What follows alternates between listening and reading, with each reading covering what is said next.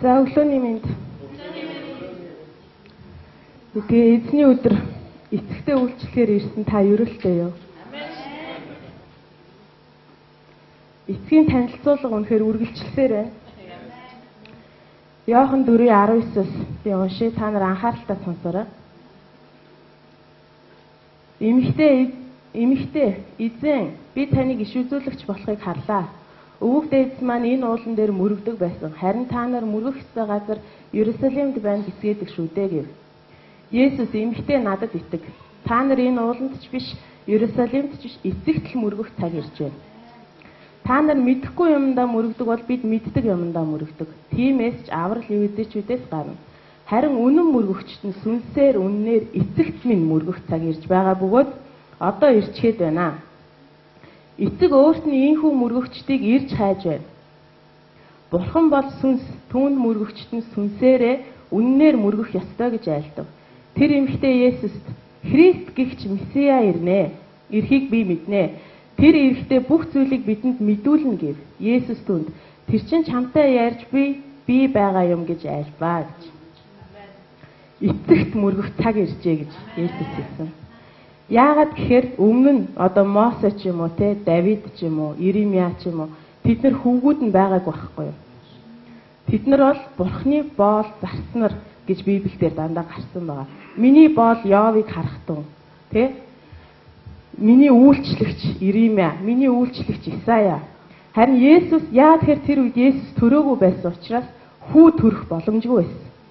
Харин энэ ч Есүс эцэгт мөргөх цаг ирлээ гэж хэлж байгаа. Тэр өөрөө ирсэн учраас хэлж байгаа. Хүү ирсэн учраас хүүгийн дотор бусд нь хүү болох боломж нэгдэж байгаа. Тийм учраас одоо эцэгт мөргөх цаг ирж байна. Тэгэхээр бидний магтаал, бидний сүнслэг үйлчлэл одоо Христ итгэгч нарын магтаалаас хүүгийн магтаал шилжих ёстой болж байна. Энэ шилжил биднэрт хийгдэх ёстой болж байна. Тэгвэл хүүгийн магтаал гэж юу юм бэ? Би өчигдөр интернетээс нэг юм харж байсан чинь хүү эцгийг магтаж байсан уу гэдэг бичгтэй тийм одоо холбоосууд аягүйх гарч ирсэн. Тэгээ хүмүүс маргалтсан байсан. Үгүй хүү бол зөвхөн залбирч ийсэн учир нь тэр өөрөө бурхан учраас бурханыг магтадгүй байсан энэ төр гэж баахан тийм юм гарч ирж байсан. Гэхдээ магтаалыг бид нар зөвхөн магтан дуу гэж ойлгох юм бол энэ буруу. Хүүгийн бүх амьдрал нь магтаал байсан байхгүй юу? Бүх үг нь, бүх үйлчлэл нь, бүх алхаа нь магтаал байсан. Тэгэхээр бид нар хүүгийн магтаал шилжнэ гэдэг нь юу гэсэн үг вэ гэхээр бид нар ерөөсөө хүүгийн амьдралаар л амьдрна гэсэн үг. Эцэг өөрт нь ийм хүн мөргөгчийг хайж байна. Тэгэхээр бид бурхан яг ийм л хүнийг хайж байна.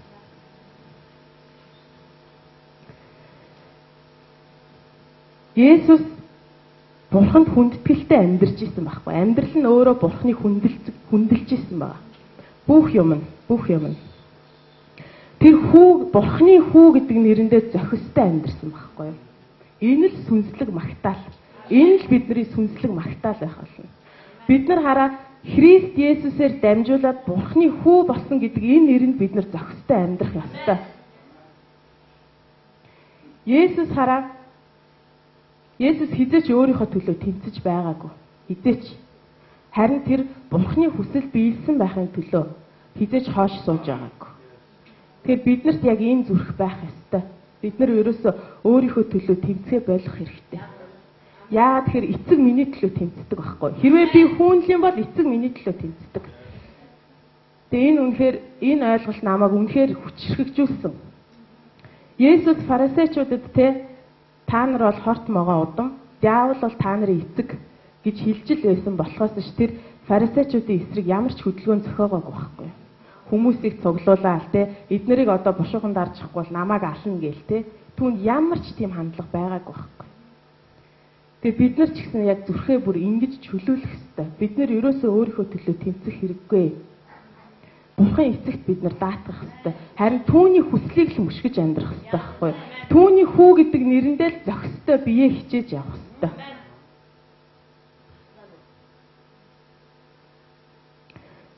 Тэгэхээр Бурханыг магтах магтаал гэдэг бол магтан дуу биш юм аа.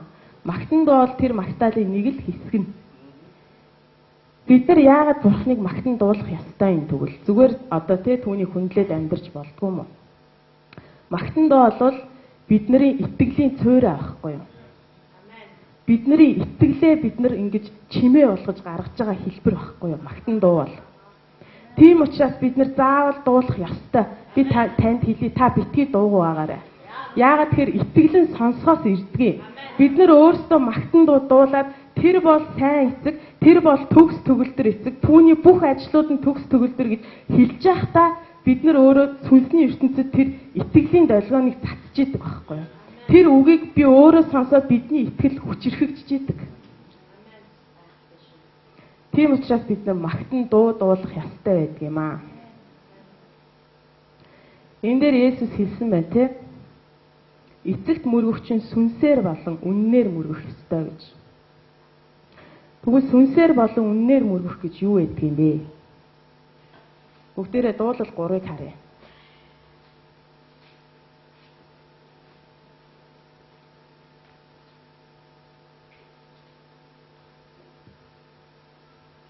Давидын дуулал байгаа. За би энийг бүтнээр нь уншиж өгье. Өстнүүд минь юутай олширна вэ? Эзэн. Өөдөөс минь олуула босжээ. Энэ ямар ядаргаатай үгтэй. Зааж гараа энэ библийг хараад байгаа. Булт олон болно гэдэг юм.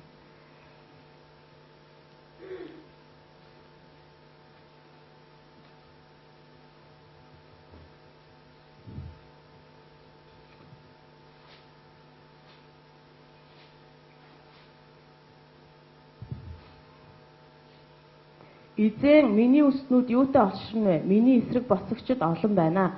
Олон хүн миний тухай түүнд Бурхны аврал үгүй гэдэг. Гэвч эзэн та бол миний бамбай. Миний цог жавхлан болон миний тэргүүнийг өргөгч нэгэн билээ.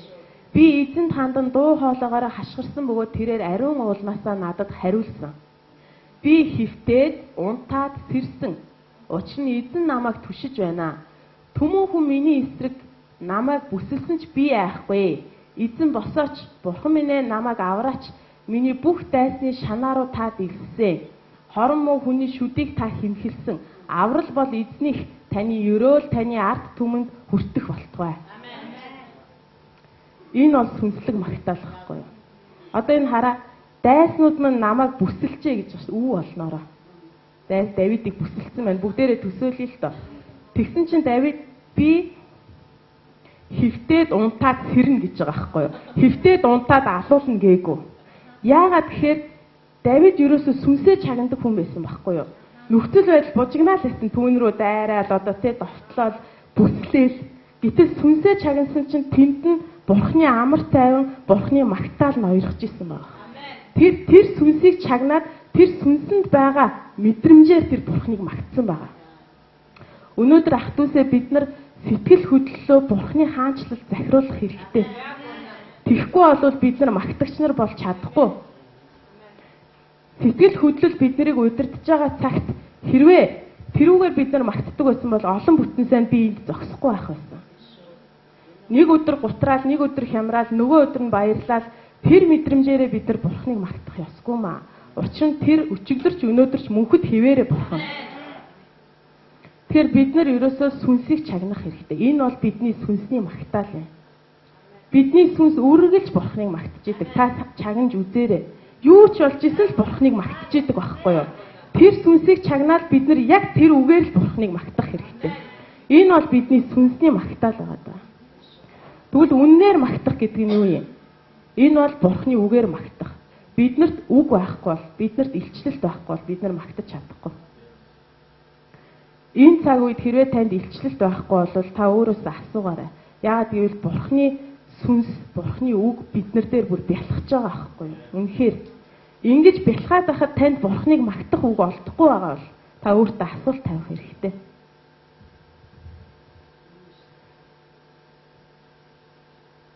Энэ илчлэлтийг энэ надад нэлээд олон жилийн өмнө ойлгогдсон Бурхныг магтах тухай. Тийм учраас би хизээч Бурхныг магтахад зогсоож байгаагүй байхгүй. Та энийг ойлгож аваарай. Тэр бол ерөөсө хувиршгүй Бурхан байхгүй. Тэгээ таны ээжтэй магтан дуулж байгаа тэр үг. тэр үг таны итгэлийг босгож идэг байхгүй. Тэгээ бурхан итгэлийн чинь дагуу таны амьдралд үйлдэх болно. Та бол сайн бурхан гэж бурхан бидний үгийн дагуу үйлдэхгүй, бидний итгэлийн дагуу үйлдэнэ. Та бол сайн бурхан гэж та итгэлтэйгээр түүнд хэлж яхад тэр таны амьдрал сайн гэдгийг харуулаа л. Харин та үргэлж түүнд эргэлздэг бол та түүнийг чуулган магтж яхад та ингэж зогсож идэг бол бурхан танд юу илчлэхийг таны амьдралд. Танд итгэл байхгүй байх. Энэ бол итгэлгүй байдлын илэрхийлэл. Тэгээ бид нар 7 хоногийн турш биднэрт одоо гэр орондоо магтаал ажил төрөл дээрээ магтаад ах боломж байдгүй шүү дээ. Харин бид нар дотроо магтдаг бурхныг та бол сайн. Тэгвэл бүтэн сайн бидний итгэлээ цөөрэ тулах боломж авахгүй юу?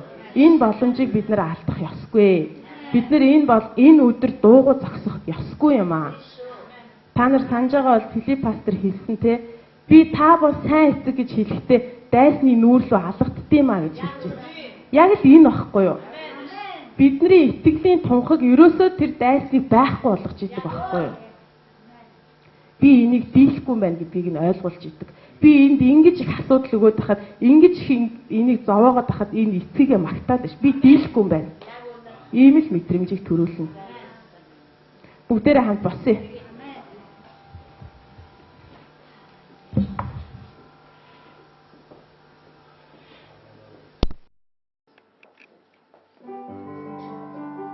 Hallelujah.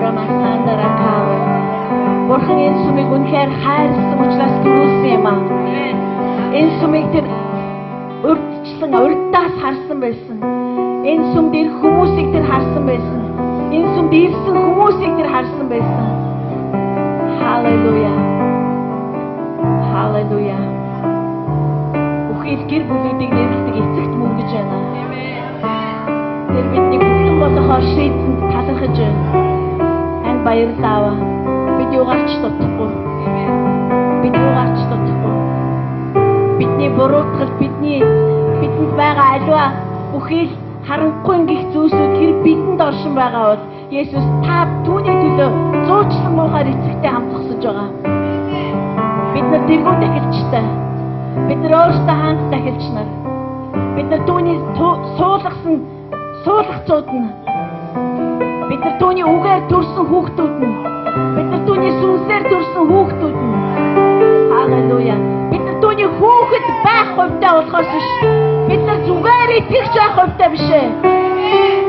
Бид нар итгэсэн учраас хүүхдэн болсон. Итгэл итгэл бидэнд байгаа. Бид нар аяг хоолны төлөө, эсвэл бид нар өнөөдрийн хэрэгцээний төлөө, өнөөдрийн асуудлын төлөө бид нар түүнд итгээгүй. Харин бид нар түүний хүүхэд байхаар, түүний хүүхэд болж амьдрахаар түүнд итгэсэн, тийм хувь тавиланд итгэсэн хүмүүс. Халелуя. Эцэг өнөөдөр босож ирж байна. Амен. Тэр үнэхээр дайнч мэд урагшилж, дайнч мэд уухалж байна. Тэр үнэхээр өөрийнхөө дайснуудыг хамрынхаа амьсгалаар алах болно. Халелуя. Хайрт ахын дүүсээ бид нар үнэхээр ялгуусан цагт орж ирсэн шүү. Ялгуусан цагт би амьдарч байгаа. Ялгуусан цагт өөрөөр хэлбэл биднэрт ялагдах ямар ч шансыг эцэг өгөөгүй. Бидний тулаан болгон ялгуусан байх боломжтой. Бидний амьдрал ялгуусан байх боломжтой. Бид нар ялгуусан байх боломжтой. Бидний оюун санаа ялгуусан байх боломжтой. Бид нар энэ л боломжийн төлөө, энэ л цагийн төлөө төрсөн эцсийн ялгуусан үеийнх юм аа. Дэлхийн энэ үеийг хараагүй байсан, харин эцэг бүтээсэн юм аа. Та хоёр ялгуусан цагт төрсөн, ялгуусан үеийнх юм шүү. Яг зөвхөн түүний хүүхдүүд л ялгуусан байж чадна. Учир нь Есүс хүүхдийг ялсан юм аа. Үхэлж түүнийг барьж хойж чадаагүй. Тэр ялсан бөгөөд тэр ялгуусан. Халелуя. Танд баярлалаа аваа. Танд баярлалаа эзэн Есүс Христ минь ээ. Танд баярлалаа ариун сүнс минь ээ. Нэг бурхан гайхалтай ажиллагаа. Ариун гурвлыг бид нар өнөөглөө магтан хүндэлж байна. Баярлалаа эзэн минь. Баярлалаа эцэг минь ээ. Ариун сүнс та энэ цагт үргэлжлүүлээд биднийг ариусгаарай. Та үргэлжлүүлээд оршихугаараа биднийг цэвэрлээрэй. Та үргэлжлүүлээд үгээрээ үйлчлэлээрээ та биднүүсийг үнэхээр төлөвшүүлээрэй. Ариун сүнс та үнэхээр энэ газар ямар ч худал хуурмгийг бүү зөвшөөрөөрэй. Анхны сүм дотор худал хуурмаг нь секунд амьдарч чадаагүй юм аа. Яг түүнчлэн худал хуурмаг нь энэ сүм дотор 1 минут ч бүр тацлаг. Халелуя. Харин энэ сүм үнэн хайртай сүм байх болно. Энэ сүмийн багна нь үнэн байх болно. Үнэн байх болно. Үнэн байх болно. Бид нар үнэн хайртай. Бид нар үнэн хайртай хатууж байсан. Ямар ч байсан үнэн хайртай. Таны үнэн биднийг цэвэрлэх болтугай.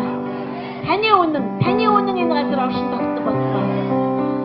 Үнэн ба сүнсээр өнөглөө бид нар таныг хүндэлж байна. Амен. Эцэг минь алдарших цаг ирж явна ард түмэн. Бидний эцэг алдарших болно. Халелуя. Халелуя. Халелуя.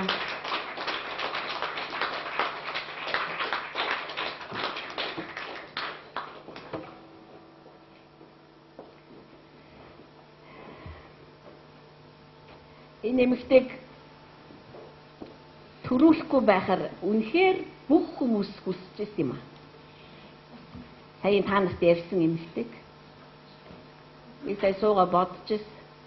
Хэрэг би тэр хүмүүсийн үгэнд орсон бол тэр хүн энд байхгүй байх байсан. Би тэр үед итгэж биш үү?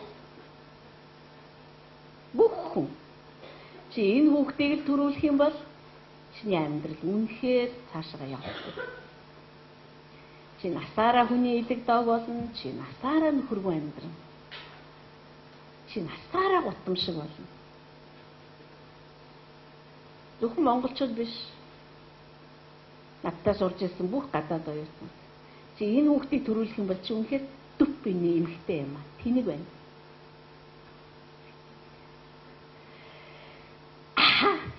Тэгтээ миний итгэдэггүй байх нь бурханд асуудал байгаагүй. Бүх хүмүүс эсрэг байх нь бурханд асуудал байгаагүй. Бурхан төрүүлнэ л гэсэн бол төрүүл. Амен. Би бурханыг биширч суусаа. Би өөрийгөө бишрээгүй. Яагаад гэвэл би итгэж бишээсэн байхгүй. Бурхан над руу ирж ирсэн яриаггүй. Маш чухал энэ магтаалыг ойлгоно гэдэг бол үнэхээр чухал. Бид нар үнэн ба сүнсээр магтахгүйгээр бурхны хаанчлал гэж ярих ёсгүй байхгүй. Хизээд энэнд сурна тэр цагт л бид нар их сайхан тайз майз илдвэдэд юмтай болох байх уу? Тэр бол асуудал биш шүү. Нэг keyboard ээ нөө, нэг гитар ээ нөө, хоёр дуучин тэр асуудал биш байхгүй. Асуудал бидний зүрхэнд байгаа. Үнэн ба сүнсээр магтах гэдэг юм чинь асуудал болохоос ш тэр техник технологи ерөөс асуудал биш шүү. Бид нар ялгуулсан үе учраас бидний магтаал ялгуулсан мөн чанартай болтол Бурхан бидний зүрхэнд ажилласаар л байх болно. Тэр ерөөсөө айхгүй. Яна атисм одоо хизээ сурна гэж тэр санаашрахгүй байна. Энийг одоо сурдаг л байгаа даа гэж тэр ерөөсөө санаан зовхгүй байна. Тэр ажилласаар л байна. Бурхан надад олон удаа хэлдэг. Чи хүмүүстэй битгий санаа зовоо би тэдэн дээр ажилласаар байгаа. Би тэдний дээрч ажиллаж байгаа, би тэдний доторч ажиллаж байгаа, би тэднээс ч ажиллаж байгаа. Битгий санаа зов. Чиний хүмүүс миний гарт байгаа. Хэрэг Бурхан надад та нарыг тэгж гэрчлэхгүй юм бол би явахгүй шүү дээ. Тийм биз дээ. Түүнчлэн та нарт намайг гэрчилж байгаа шүү. Хэрэг Бурхан та нарт намайг гэрчилдэггүй бол та нар бид хоёрыг дагаж ингэж удаа явахгүй шүү. Эсвэл бид хоёрыг дагая гэж хүмүүс ирэхгүй шүү.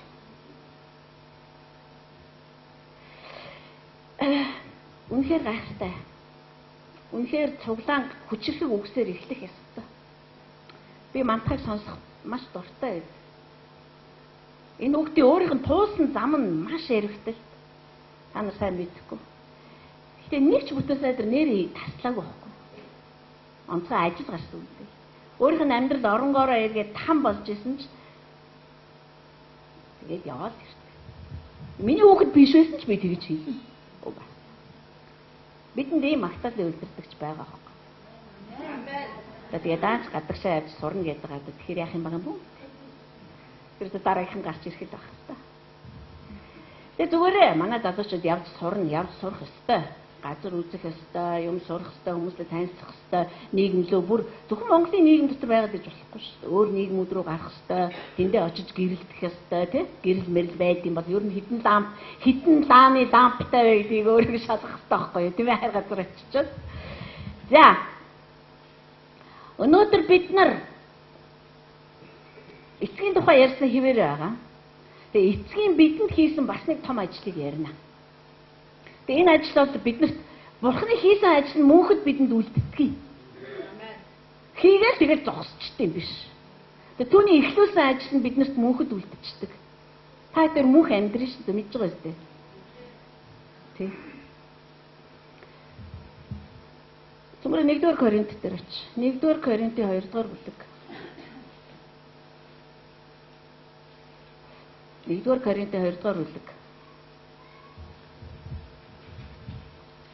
Та нар нэг тийм эцгээ таних тусмаа нэг тийм дүүргэгдээд байгаагаа мэдэрч байна уу нэг тийм одоо эцэг минь ийм байхад би одоо яах юм бэ нэр юу санаа зовх юм бэ хин одоо яах юм намайг гэж нэг дүүргэгдээд байгаа байхгүй цаанаасаа нэг тийм дүүргэгдээл нэг тийм амар тийм одоо аюулгүй байдлыг мэдрээл тийм ээ янзтай штэ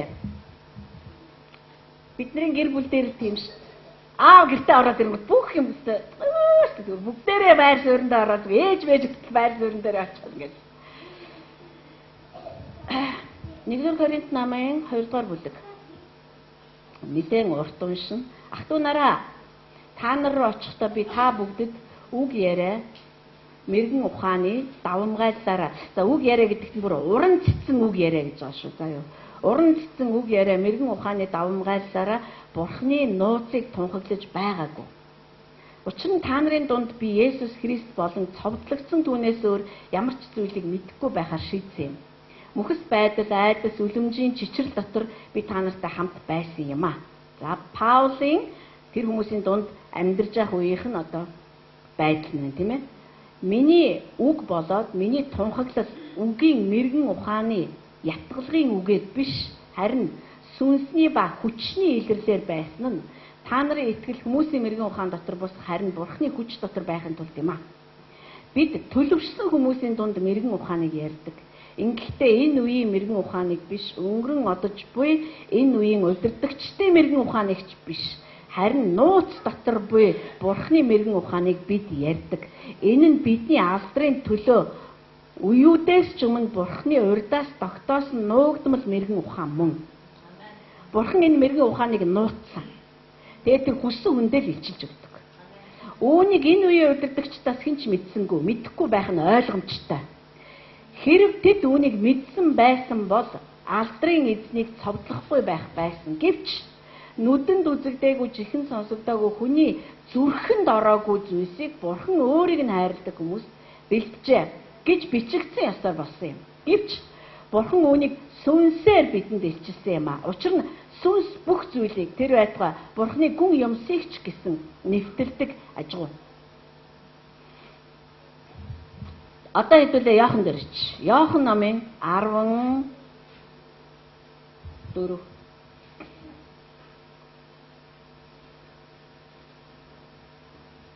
14-ийн 16.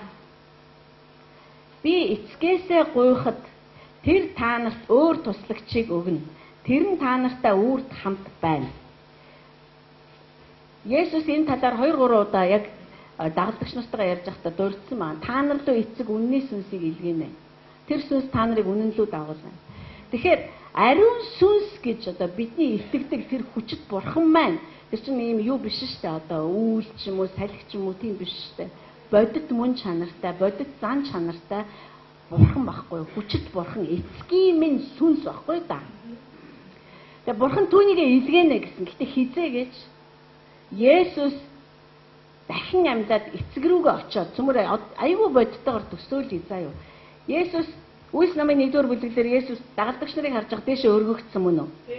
Бид нар өргөгдөөд бүр үүлийн цаавар ороод алга болтол тэд нар тэнгэр рүү ширтээ хараад зогсоод байсан. Есүс дээшээ очсон. Тэгээд ариунаас ариун газар руу орж ирсэн. Эцэг рүүгээ орж ирсэн. Ажлаа бүрэн хийж дуусгасан байсан. Эцэг рүүгээ орж ирээд тэр хамгийн түрүүнд эцэг минь одоо тэдэн лөө туслагчийг буюу үнний сүнсийг илгээгээч гэж гуйсан байх нь. Тэгээд ариун сүнс Үйлс намын 2-р бүлэг дээр тэдний дээрээс бууж ирсэн байгаа. Тэгэхээр маш бодиттой юм. Хараа бид нар ариун сүнсийг Есүсийн улмаас эцэг бидэн лөө илгээсэн байна гэдгийг ойлгох юм бол бид нар тэр ариун сүнсний бэлэг аяасанд нь шунхаа болно. Урд нь бид нар ариун сүнс гэж ярьдаг байсан, ариун сүнс гэж тусдаа заадаг байсан, ариун сүнсний бэлэг авьяас гэж тусдан заадаг байсан. Тийм учраас бид нар ерөөсөө энийг холбож өгдөг байсан байхгүй. Тэгээд бист ариун сүнс ямар мундаг юм бэ? Би ариун сүнсний ийм бэлэг авьяасыг аммаараад би ийм бэлэг авьяас надад байгаасаа гэж хүсэж байна. Ариун сүнсийг тослохыг хүсэж байна, бүгд хүсэж байна. Тэгтээ штэ ариун сүнс хинтээ хамт байж хинд юу өгдөг юм бэ гэдг нь та бид хоёрын хүсэж байгаатай ерөөсөө хамаагүй байхгүй. Есүс Иохан номын 17-оос эхлээд аавтайгаа ярьж байгаа. Ааваа. Тийм биз? Харъя л да энэ чэнэс. Эцэгтэйгээ одоо дагалдагч нарын хажууд дагалдагч нарын тухай ярьж байгаа юм. Ер нь бол бүхлээр нь уншмаар байгаа боловч би тэгмээргүй байна. 6-аас харъя. ертөнцөөс таны надад өгсөн хүмүүст энэ хараа Есүс өөрт нь өгсөн хүмүүсийг хүртэл эцэгтэйгээ холбож байгаа байхгүй. Та надад өгсөн юм аа. Ерөөсөө Есүс ингээд дур зоргоороо хүн сонгоод байгаагүй. Таны надад өгсөн хүмүүсээс нэг нь бичээсийн дагуу явлаа. Бусад 11-ийг нь би сайн харгалзлаа. Таны надад өгсөн хүмүүс. Би тэднэрт таны нэрийг илэрхийлсэн. Есүс өөрийгөө илэрхийлээд байгаад байгаагүй байхгүй юу? Эцгийнхээ нэрийг, эцгийнхээ мөн чанарыг, эцгийнхээ хүслийг, эцгийнхээ төлөвлөгөөг би таныг бүрэн утгаар нь тэдэнд тайлбарлаж өглөө. Таныг би бүрэн утгаар нь илэрхийлэн харууллаа. Энд илэрхийлсэн гэж байгаа байхгүй юу? Таны нэрийг ер нь юмыг илэрхийлнэ гэдэг чинь шүү дээ. Зүгээр ингээ ярьж өгөх биш аахгүй. Сурталчилгаа биш аахгүй. Илэрхийлнэ гэдэг чинь хүмүүс бүр тайлбарлаж бодтойгоор үзүүлэх байхгүй да. Одоо нөгөө юу ялалтын баярын парад шиг. Одоо 5 сарын 9-нд ялалтын баярын парадыг бид нэр үздэг ш.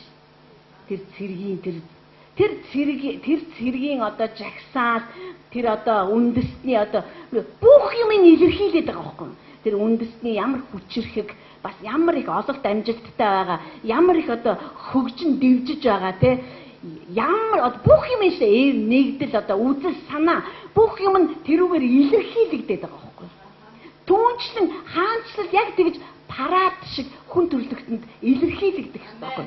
Бүхий л мөн чанарыг нь илэрхийлэн харуулах хэрэгтэй. Тэгвэл Есүс энэ дэлхий дээр амьдарч байхдаа эцгийгээ одоо илэрхийлж байсан. Эцгийн бүх юмыг илэрхийлж байсан. Тэгээд тэр тэгж хэлсэн байхгүй. Тийм учраас би таны нэрийг тэдэнд илэрхийлж байсан. Таны үгсийг би тэдэнд өгж байсан.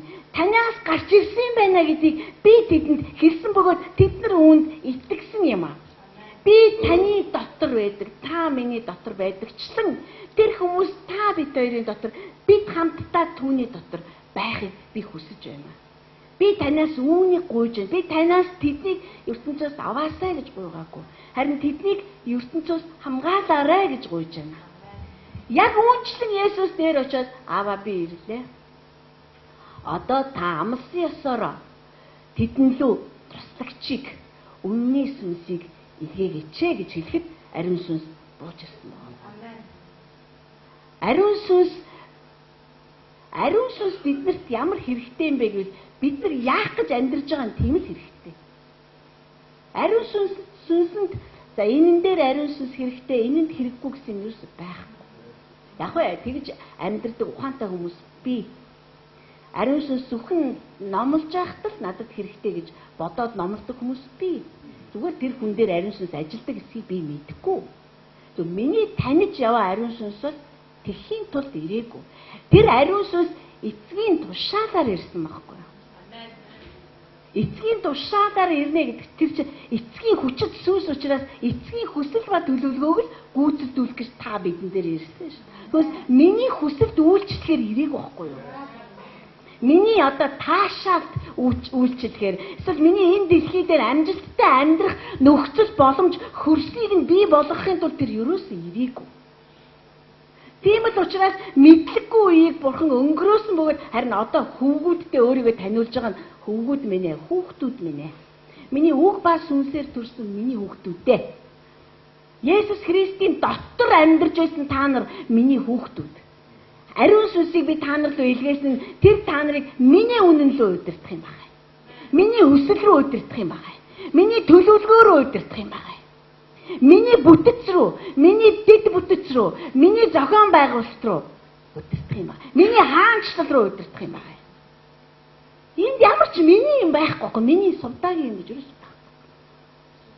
байна. Тэр бидэнд яагаад бэлэг аяасыг өгөх гээд байгаа юм? Тэр 9 бэлэг аяасыг яагаад өгөх гээд байгаа юм? Яхаараа надад 2-ыг өгөөд яхаараа ийшээ 3-ыг өгдөг юм. Яа гэвэл бидний хүн нэг бүр түүний хүсэл төлөвлөгөөнд дотор өөр үүрэг оройтой байдаг учраас тэрэнд нь зохицуулаад сүнс өөрийнхөө хэмжсэн хэмжээгээр хүн болгонд адилгүйгээр хуваарлдаг байхгүй. Тийм л учраас бид нар ариун сүнсээр дүүрэн амьдрах юмсан. Та ариун сүнсээр дүүрэн амьдрахыг хүсэж байвал эцгийн хүсэл ба төлөвлөгөөнд өөрийгөө 100% өгөхөөр шийдэж байна гэдгээ ойлгох ёстой. 100% өгөхөөр шийдэж байгаа бол та 100% нухлагдана гэсэн үг. Та 100% давтагдана гэсэн үг. Та 100% шинчлэгдэнэ гэсэн үг. 95ч биш. Бүхлээрээ бүр өтгийг бурхан өтвөш болгоод тэгээд 2 давхар одоо үзүүртэй гэж байна шүү дээ. Хурц цоош нь ламтуу болгож гаргаж ирнэ гэж та бол үндсэндээ алга болно л гэсэн үг байна. Тэгэхээр бурхны өөрийнх нь ажил ийм маш уялдаа холбоотой. Харин би энэ хичээлийг бэлдэж байхдаа би бодчихлаа. Бид нар ямар уялдаа холбоогүй ойлгодог байсан юм. Есүс ирээд намайг аварцсан. Тэр болоо аврагдсан. Тэгэл Есүсийн аврал гэж яриад яваад байна. Тэр ариун сүнс бурхан юусан нэг тийм чухал биш. Тэгээд ядарч зүдрэл аюулд ороод хулгай дэлгээд автдаг ч юм уу яа. Тэгээд ирвэл ааваа гэж орилно. Тэр нь бол яг биш зүгээр Тэнгэрийн 0-3 баггүй юу? Дууд. Эсвэл зарим нэгэнд ариун сүнсийг шүтэж амьдрна. Өөстө ариун сүнс байх тэгэл бол хаваасаг. Яагаад гэж бид нар хинэн хинийгээ яах гэж илгээсийн гэрүүс мэдэхгүй байгаа байхгүй юу?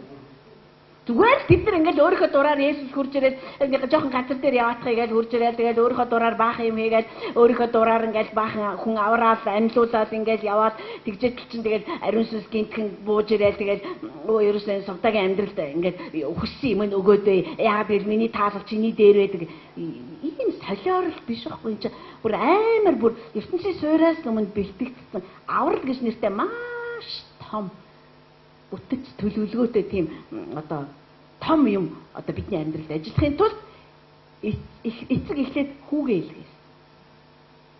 Хүүгүүгээр ариун сүнс ирэхгүй. Хүү байхгүй бол бид нар хүүхэд болохгүй. Бид нар дахиж аврагдахгүй.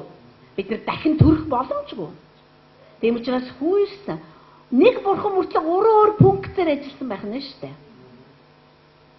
Тэгэнгүүт би ариун гурвал бидэнд улам их хилчлэгдэнэ гэж итгэдэг. Би ариун гурвал та тэгээ яаж оршд юм ингээ ариун хүү эцэг ариун сүнсгээ 3 сентин дээр байдаг юм уу?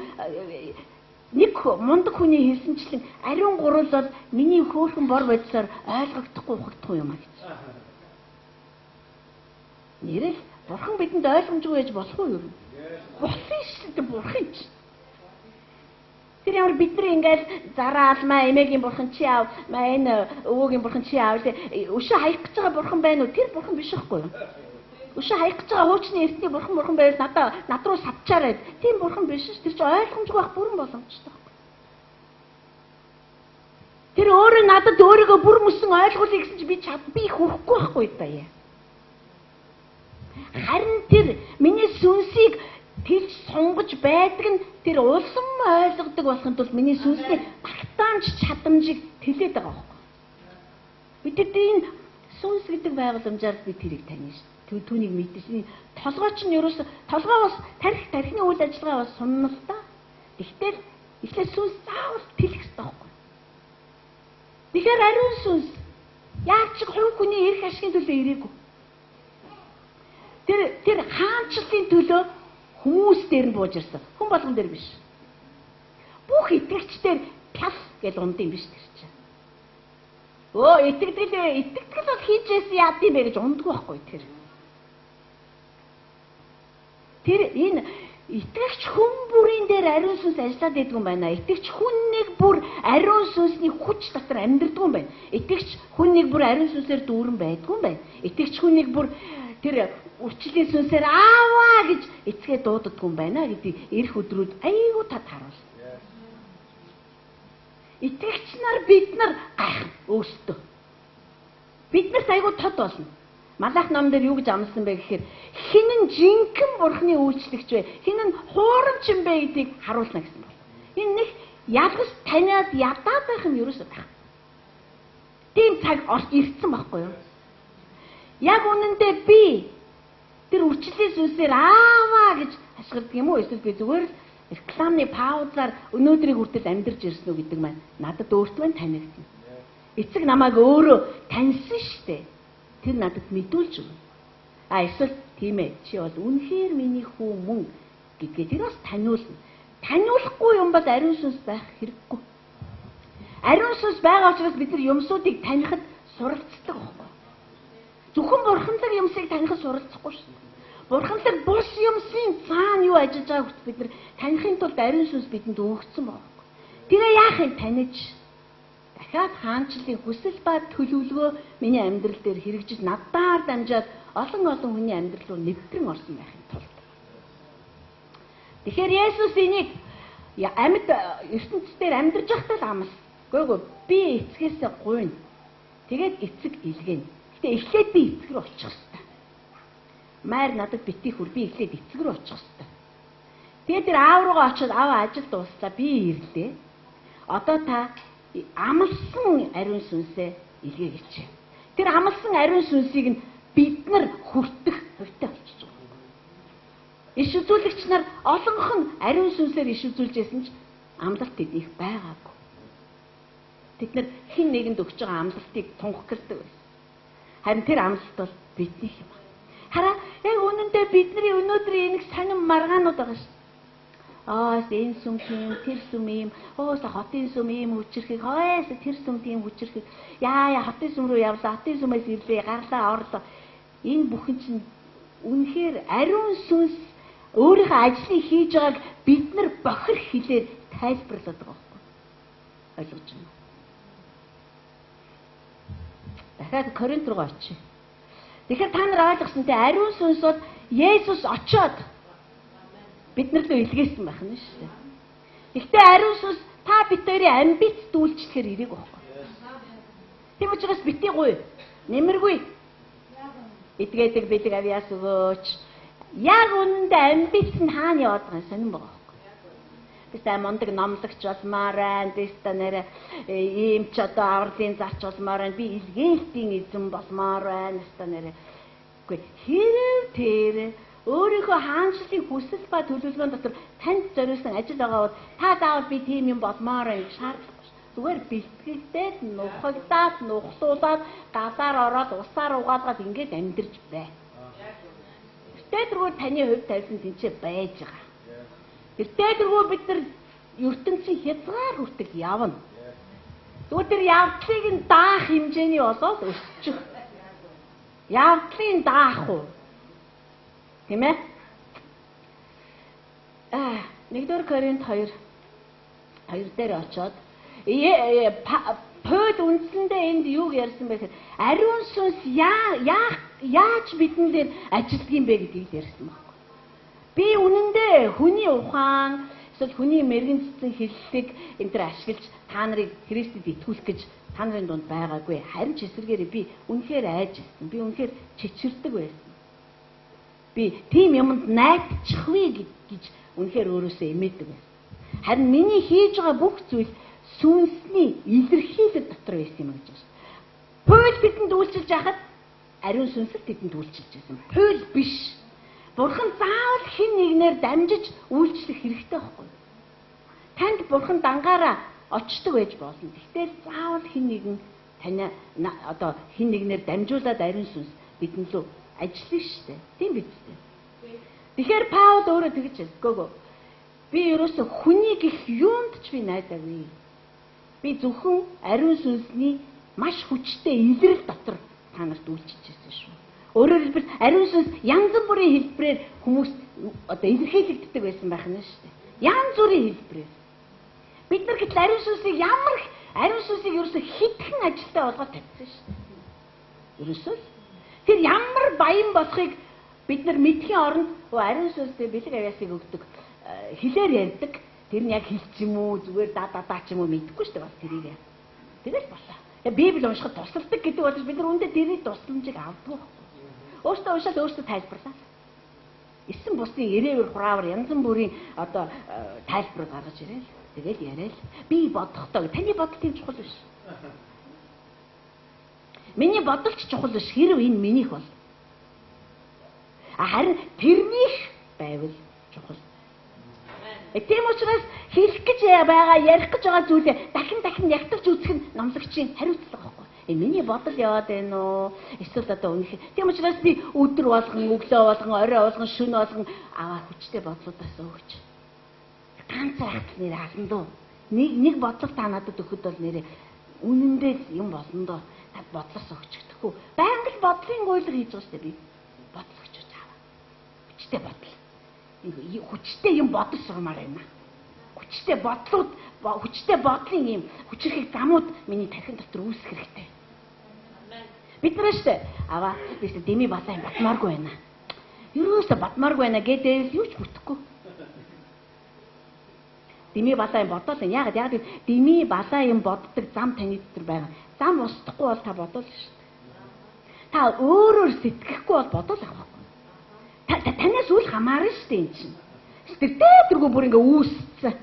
Зарим замууд нь өндөр цайз хэрэн босгоцсон. Та зүгээр автоматар зөнгөөр бодно. Харин хүчрэх бодлуудыг өгөөч гэвэл Бурхны бодол тарах гэж орж ирэхэд зам шууд устдаг. Яана гэж тэгэл та яг тэр бодлыг дагуу бодож эхэлнэ. Тийм учраас бид нар зөв уух хэрэгтэй байхгүй да. Хүчтэй бодол өгөөч. Надад нэг бодол өгөөч. Хүмүүс яагаад ном уншдаг хүмүүсийг ухаантай гэж хэлдэг гэж? Яг л бид нар ном уншиж байхдаа хуучин бүхий л голдрлуудаа устгаж идэг байхгүй. Их бодлоо өөрчлөе гэж уншихгүй ч гэсэн юм мэдхийн хэрээр тархин туйлын язгааргүй руу тэмүүлж идэг. Ийм байж болох юм байна. Ингэсэн ч болох юм биш. Ойлгож байна. Тийм учраас бид нар өөр сэтгэдэг байгаад байгаа байхгүй. Тийм учраас бид нар ном унших ёстой байхгүй. Ном унш сурах ёстой байхгүй. Бодлын дасгал хий гэж байна. Тэгээд энэ дэлхийн хүмүүс, энэ дэлхийн удирдагч нар, энэ манай нийгмийг аваа явж байгаа хүмүүс энэ төр ярих чадваргүй, ухаан мунхаг байх нь ойлгомжтой шүү. Тэднэрт ямар ч задаргаа байхгүй. Бүгдээрээ биш үү? Үнэхээр сар болсон ухаантай хүмүүс байгаа. Гэтэ би тэр ухааныг өнөөдөр магтан бишрэхээр энд ирээгүй. Өөхт өөр төрлийн нэгэн ухааныг ярих гэдэг байгаа байхгүй юу? Тэгэхээр ариун сүнс та хоёрт хурж ирээд хувь хүн нэг бүрт үйлчлээд хувь хүн нэг бүрийг үнэнлүү дагуулгахдаа яаж ажилтг юм бэ? Тэр ажиллагаа ер нь над дээр байна уу? Энийг харах гэдэг байгаа байхгүй. За нэгдүгээрт гэвч чи яа дээ? Юм эмх зэгцтэй байвал зүгээр шүү дээ.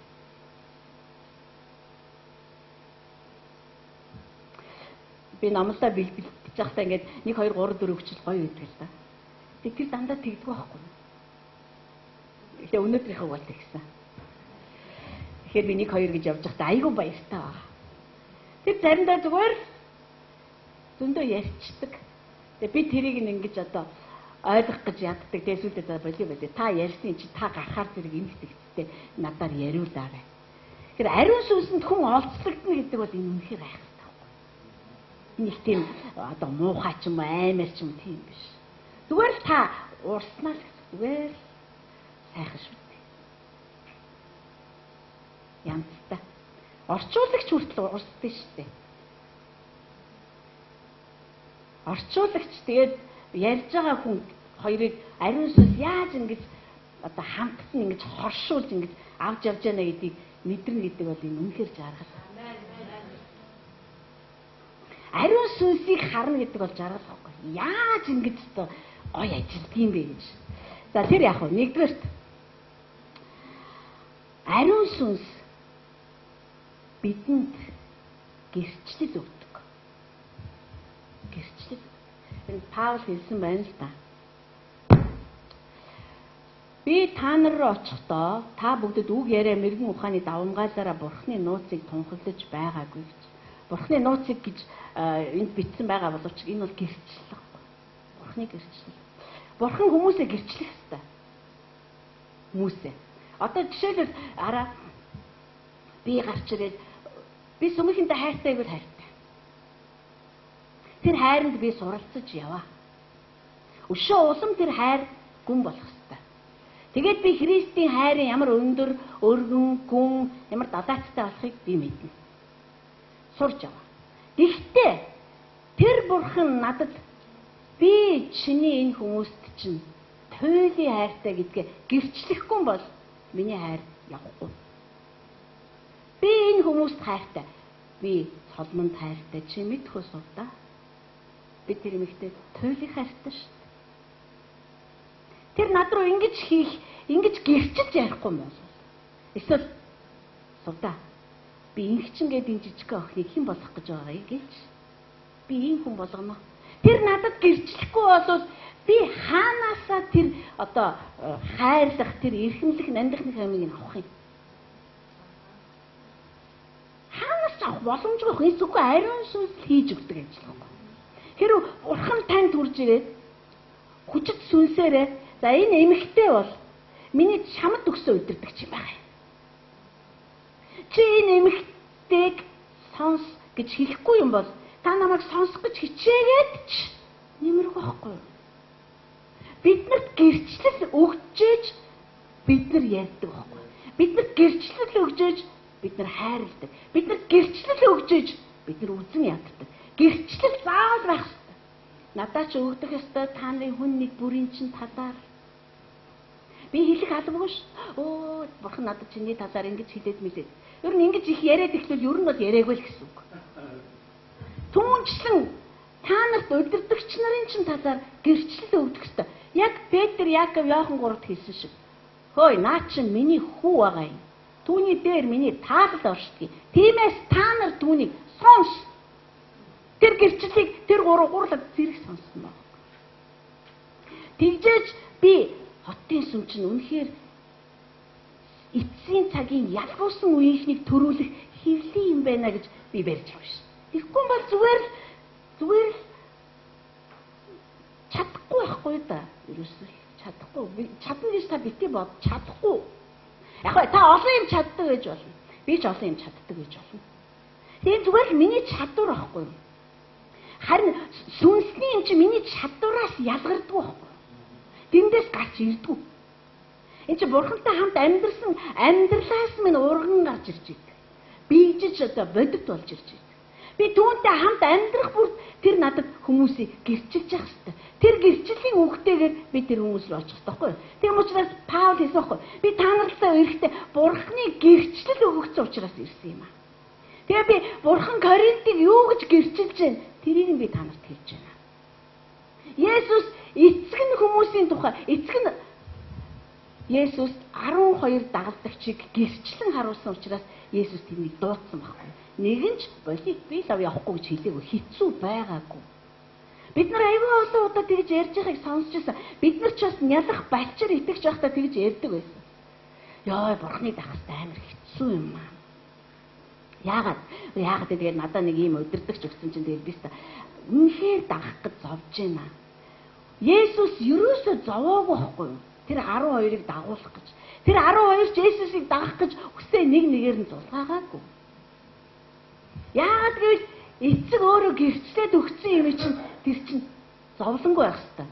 Харин үйл явцын хүндрэл бэрхшээл бол байна. Тийм үстэй. Та бид хоёр хамтдаа алхаж байхад бидний дундуур хүндрэл бэрхшээл гарна шүү дээ. Харилцааны хүндрэлүүд гарна. Би заримдаа танаас айн, та заримдаа надаас айн, харилцсан бие биенээсээ айн, харилцсан бие биенээс сэжиглэн итгэх үү яах вэ гэж бодно. Гэхдээ л бид нар шийднэ. Бидний зүрхэнд тэр гэрчлэл байгаад идэх яриад идэх байхгүй юу? Тэгэл би тэр гэрчлэлтэй бууж өгдөг шүү дээ. Тийм ээ тийм. Энэ бол одоо гуйвшгүй юм одоо энийгээ дагая. Бидний дотор гэрчлэлийг буулгаж ирдэг нь ариун сүнс.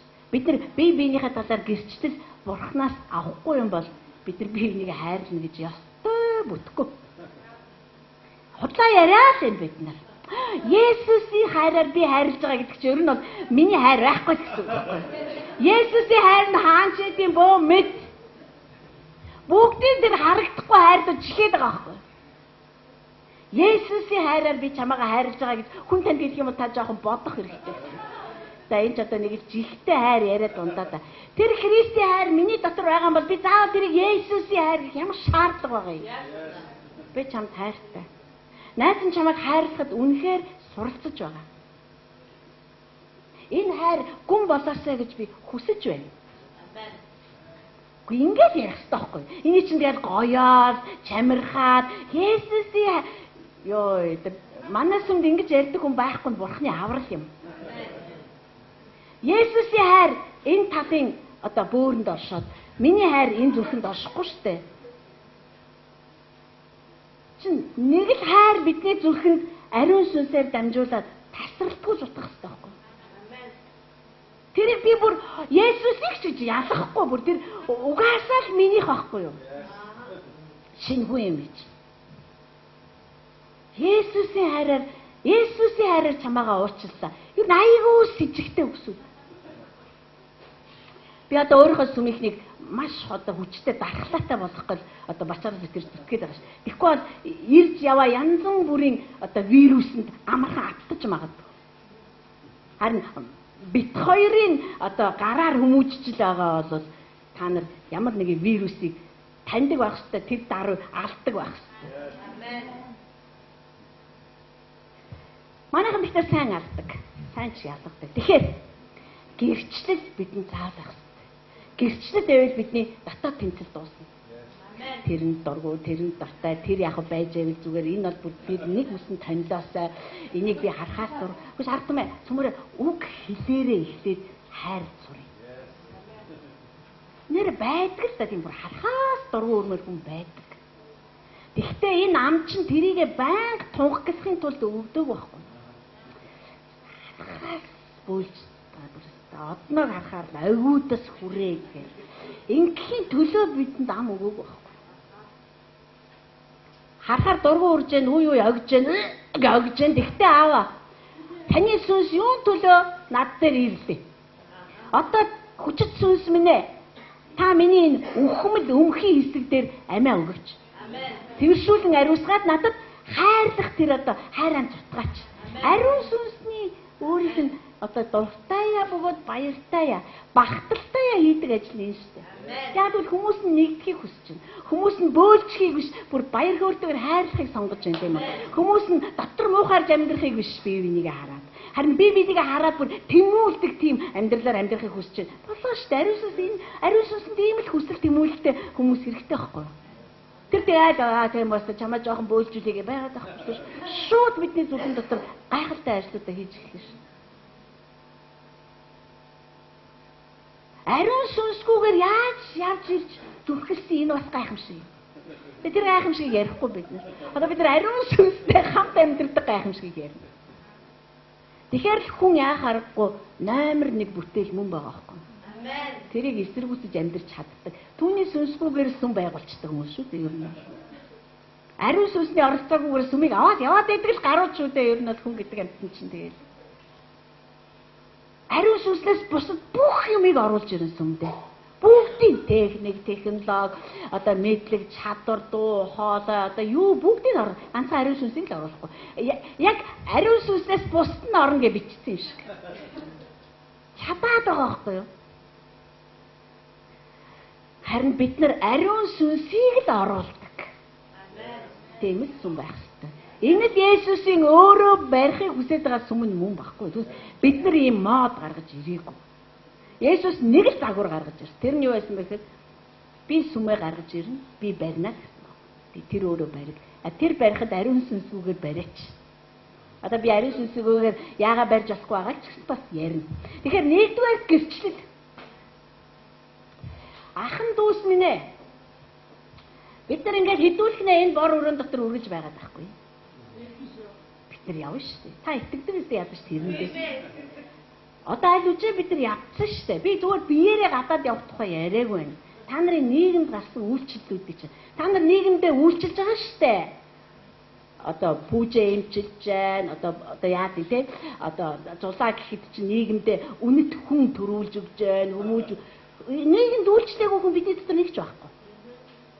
Зарим нь дэлгүүр ажиллуулж үйлчилж байна, зарим нь одоо багшилж үйлчилж байна. Бүгд үйлчил. Энэ үйлчлэлт чинь ариун сүнс хэрэггүй юу? Хамгийн хэрэгтэй. Үйлчлэл ариун сүнс гэдэг чинь зүгээр сүмд ярьдаг хүмүүст өгсөн үйлчлэл биш байхгүй юу? Улам яриа болох гэж. Үгүй. Ариун сүнс итгэгч хүн нэг бүр ижилхэн өгөгдсөн байгаа байхгүй юу? Бүгдээрээ орох хэрэгтэй.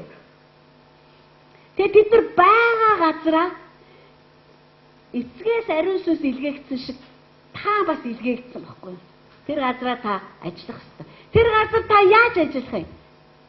Түүний эрх мэдлийг, түүний хүслийг, түүний төлөвлөгөөг илэрхийлж амьдрах.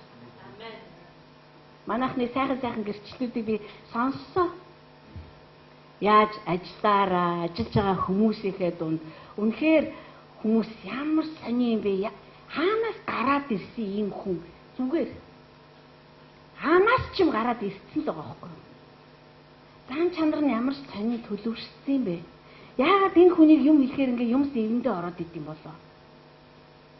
Сонирхолтой шүү дээ. Тэгэхээр ариун сүнс бидэнд гэрчлэлийг өгөхийн тулд ирсэн юм аа. Хоёрт нь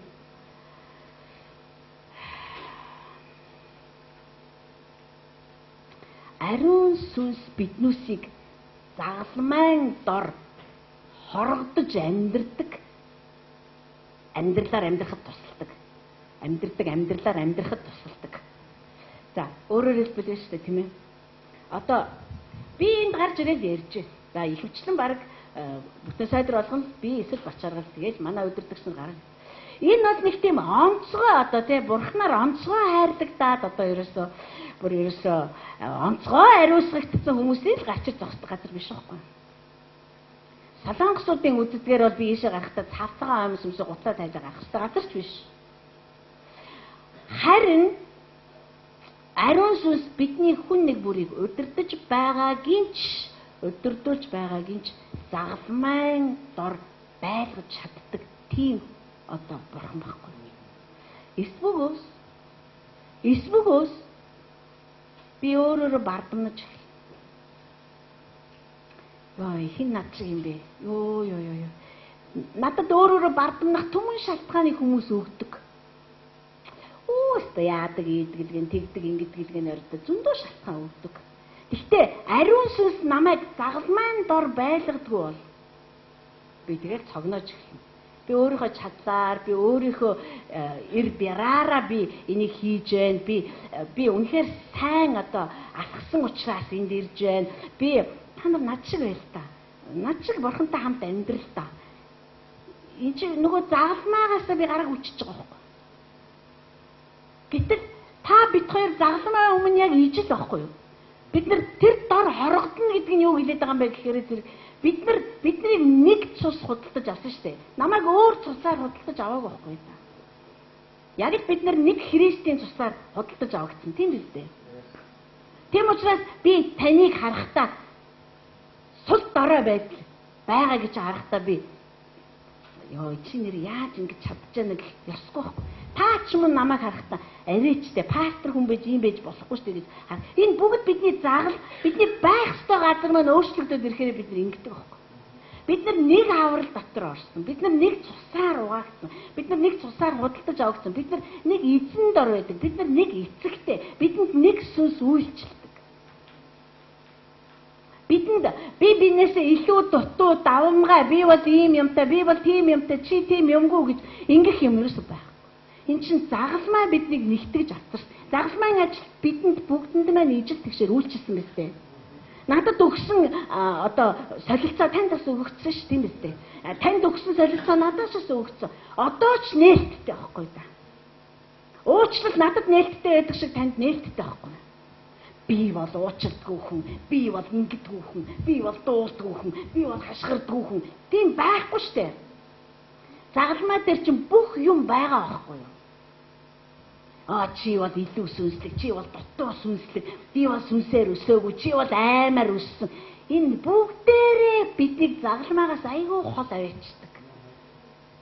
Хараа, бид өсөөгүй гэж байгаа ч бардам тэгж ярих юм бол. Яг л та өсдөм биш байхгүй да. Хүүхд чинь хурж ирчээд ээж манай хүн өдөр 14 хүрж байгаа. Үрччихээ. За, ээж гой, сувда. Би 14 хүрчлээ шүү дээ. Яах вэ? Өөрийнхөө эр чадлаар хүрчлээ. Гэвч тэр ярихгүй ш. Ярихгүй байхгүй юу? Ухаантай хүүхдүүд бол ярихгүй. Яагаад гэвэл тэдний хэн өсөж байгаа? Өөртөө өсөөг байхгүй. Хэн нэгэн өсгөөд байгаа байхгүй тэднийг. Түүнчлэн биднийг намайгч тэр танигч тэр. Харин би та нарт хэлдэг. Би түүн дотор хурдтай өсдөг шиг та нар ч тэгж өсөөсөн. Бүр түүнээс ч илүү хурдтай өсөөс. Та надаас илүү хурдтай өссөн ч та миний оронд пастор болохгүй. Тийм байр суурь чи угаасаа өвөгдсөн шүү дээ энэ ч одоо. Та илүү сайн өсвөл танд улам даруусгал хэрэг гарна. Гэхдээ тэр намайг илүү хурдтай өсгөн. Яагаад үүрэг оройлынхаа дагуу. Яагаад хүсэл төлөвлөгөөнийхөө дагуу. Тийм учраас бид нар загалмайн дор хорогдож амьдардаг байх юм бол биднэрт ихэрхэл бардамнал гэж юм байхгүй шүү. Бидний эзэн Есүс Христ хүртэл өөрийгөө бурхантай энэ зэрэгцэх явдлыг өөртөө хадгалах нь зохисгүй гэж үзээд тэрээр эцсийн хүртэл дуулууртай байж бүр загалмайн үхэлд хүртэл өөрийгөө дуулууртай тушаав. Есүс Христ даруусаж болсон газар та ихтэй даруусдаг цор ганц газар чинь загалмай байгаа. Би нэгээ тэрүүгээр нь харах. Яа энэ амт одоо яана ямар ч сүнсний бэлэг авьяасгүй. Яаж амьдрч хорог барандаа хөрхий зайлвал. Би гэтэл ч одоо 10 бэлэг авьяастай одоо ямар ч энэ одоо болдгоо л өгмөрийн данс бурхан өгснөө авахгүй л. Одоо мэдхгүй юм. Яг тэгж ярьдаг хүнээс бурхан авдаг эсгийг нь мэдхгүй. Би боддоо шүү дээ авчаасаа шүү. Заримдаа би боддог байхгүй юу өөрийгөө эсвэл хүмүүсээ ингэж бодож байна. Бурхан минь заримдаа бидний зарим нэг юмыг та авах хэрэгтэй юм шиг. Би танд юу хийж чинь заахгүй. Гэтэл авчвал юу бид нар их дарууснаа. Байгаад байгаа учраас тэрэндээ бүр үнэхээр ирдээд байгаа байхгүй. Ямар нэг юм байгаад байгаа учраас маш их ирдээд. Тэгэл тэрийг аваа хийчихэл бас аваагаа юм болно л доо. Нэг хүн ингэж хэлсэн байна лээ би нэг ном уншиж байсан чинь. Франц зохиолч гинэ. Тэр хүн ингэсэн маа. Хэрвээ төөрсөн хүүгийн үлгэрийг цааш нь үргэлжлүүлж болтгсон бол одоо тэр гэрт байсан хүүг л төөрсөн хүү арай хол газар явуулчмаар байна. Ухаан суугаад төлөвшгөр нь эргүүлээд аваад ирмээр байна. Гэж ütсэн байлээ тэр бас сонирхолтой санагд. Тэгэхээр ариун сүнс биднээс загалмаар үргэлж хөтөлж идэг, буцааж авчирж идэг, биднэрт ухаан оруулж идэг. Хаанаас унсан бэ гэдгийг маань сануулж өгч идэг. Хаана очих, хаана хорогдож байх ёстой юм бэ гэдгийг маань сануулж өгч. Хорогдох гэдэг чинь тийм өрөвдмөр үг биш байхгүй. Яг үндэ бас аюу хүчрхэг үг байхгүй. Загалмаан дор хорогдно гэдэг чинь би ямар ч буруутгал байхгүй, ямар ч үй гашуу байхгүй, ямар ч одоо үйл уучлалд үдэн ядалт өвчин эмгэг альва тамийн шинжтэй юм байхгүй тэр л байр суурин дээр амьдарч чадна гэсэн үг шүү дээ. Гуравт нь ариун сүнсний та бид хоёрт хийж өгөхөөр одоо төлөвлөсөн хийж байгаа ажил нь юу. Тэгэхээр ариун сүнс тань руу ирсэн зорилгоодыг бид нар хараад байна шүү дээ. Түүний хүсэл төлөвлөгөөний дотор. Гуравт нь болохоор зэрэг энэ өстө тасархаа. Ариун сүнс шүү дээ. Бидний ярьж байгаад, бидний хийж байгаад, бидний амьдралд амь өгдөг. Дандаа. Тэгснээр яах вэ? Та зүгээр жирийн юм ярьсан ч тэр үгэнд чинь ам байдаг. Хөдөлгөөнтэй, амьд, идэвхтэй. Ялгуулсан үеийнхний нэг шинж чанар юу гэхээр аманд нь тийм маш амьд үгсүүд өгөгдөн. Өөрөөр хэлбэл та харанхуйд амьдарч байгаа хүн дээр очиод ингээ гэрлийг ярихад эсвэл итгэл үнэмшлээ ярихад одоо мэдгүй та ямар нэг юм та найдар ярихад найдар тэр хүнд очно гэсэн үг байхгүй да. Гүйгүй найдар байгаа штэ. Зүгээр та найдар байгаа шүү дээ гэж дагвартайгаа нийлээ дөрөв үг хэлье. Тэгэхэд тэр хүн цаагүй найдар байгаа юм байна. Энэ таны үгэнд чинь ам байгаа байхгүй. Тэгэхээр тэр хүн зүгээр нэг найдар гэдэг үгийг аваагүй байх нь шүү дээ. Бүр амьд найдар тэр хүнийг зүрх рүү шууд орж байгаа байхгүй.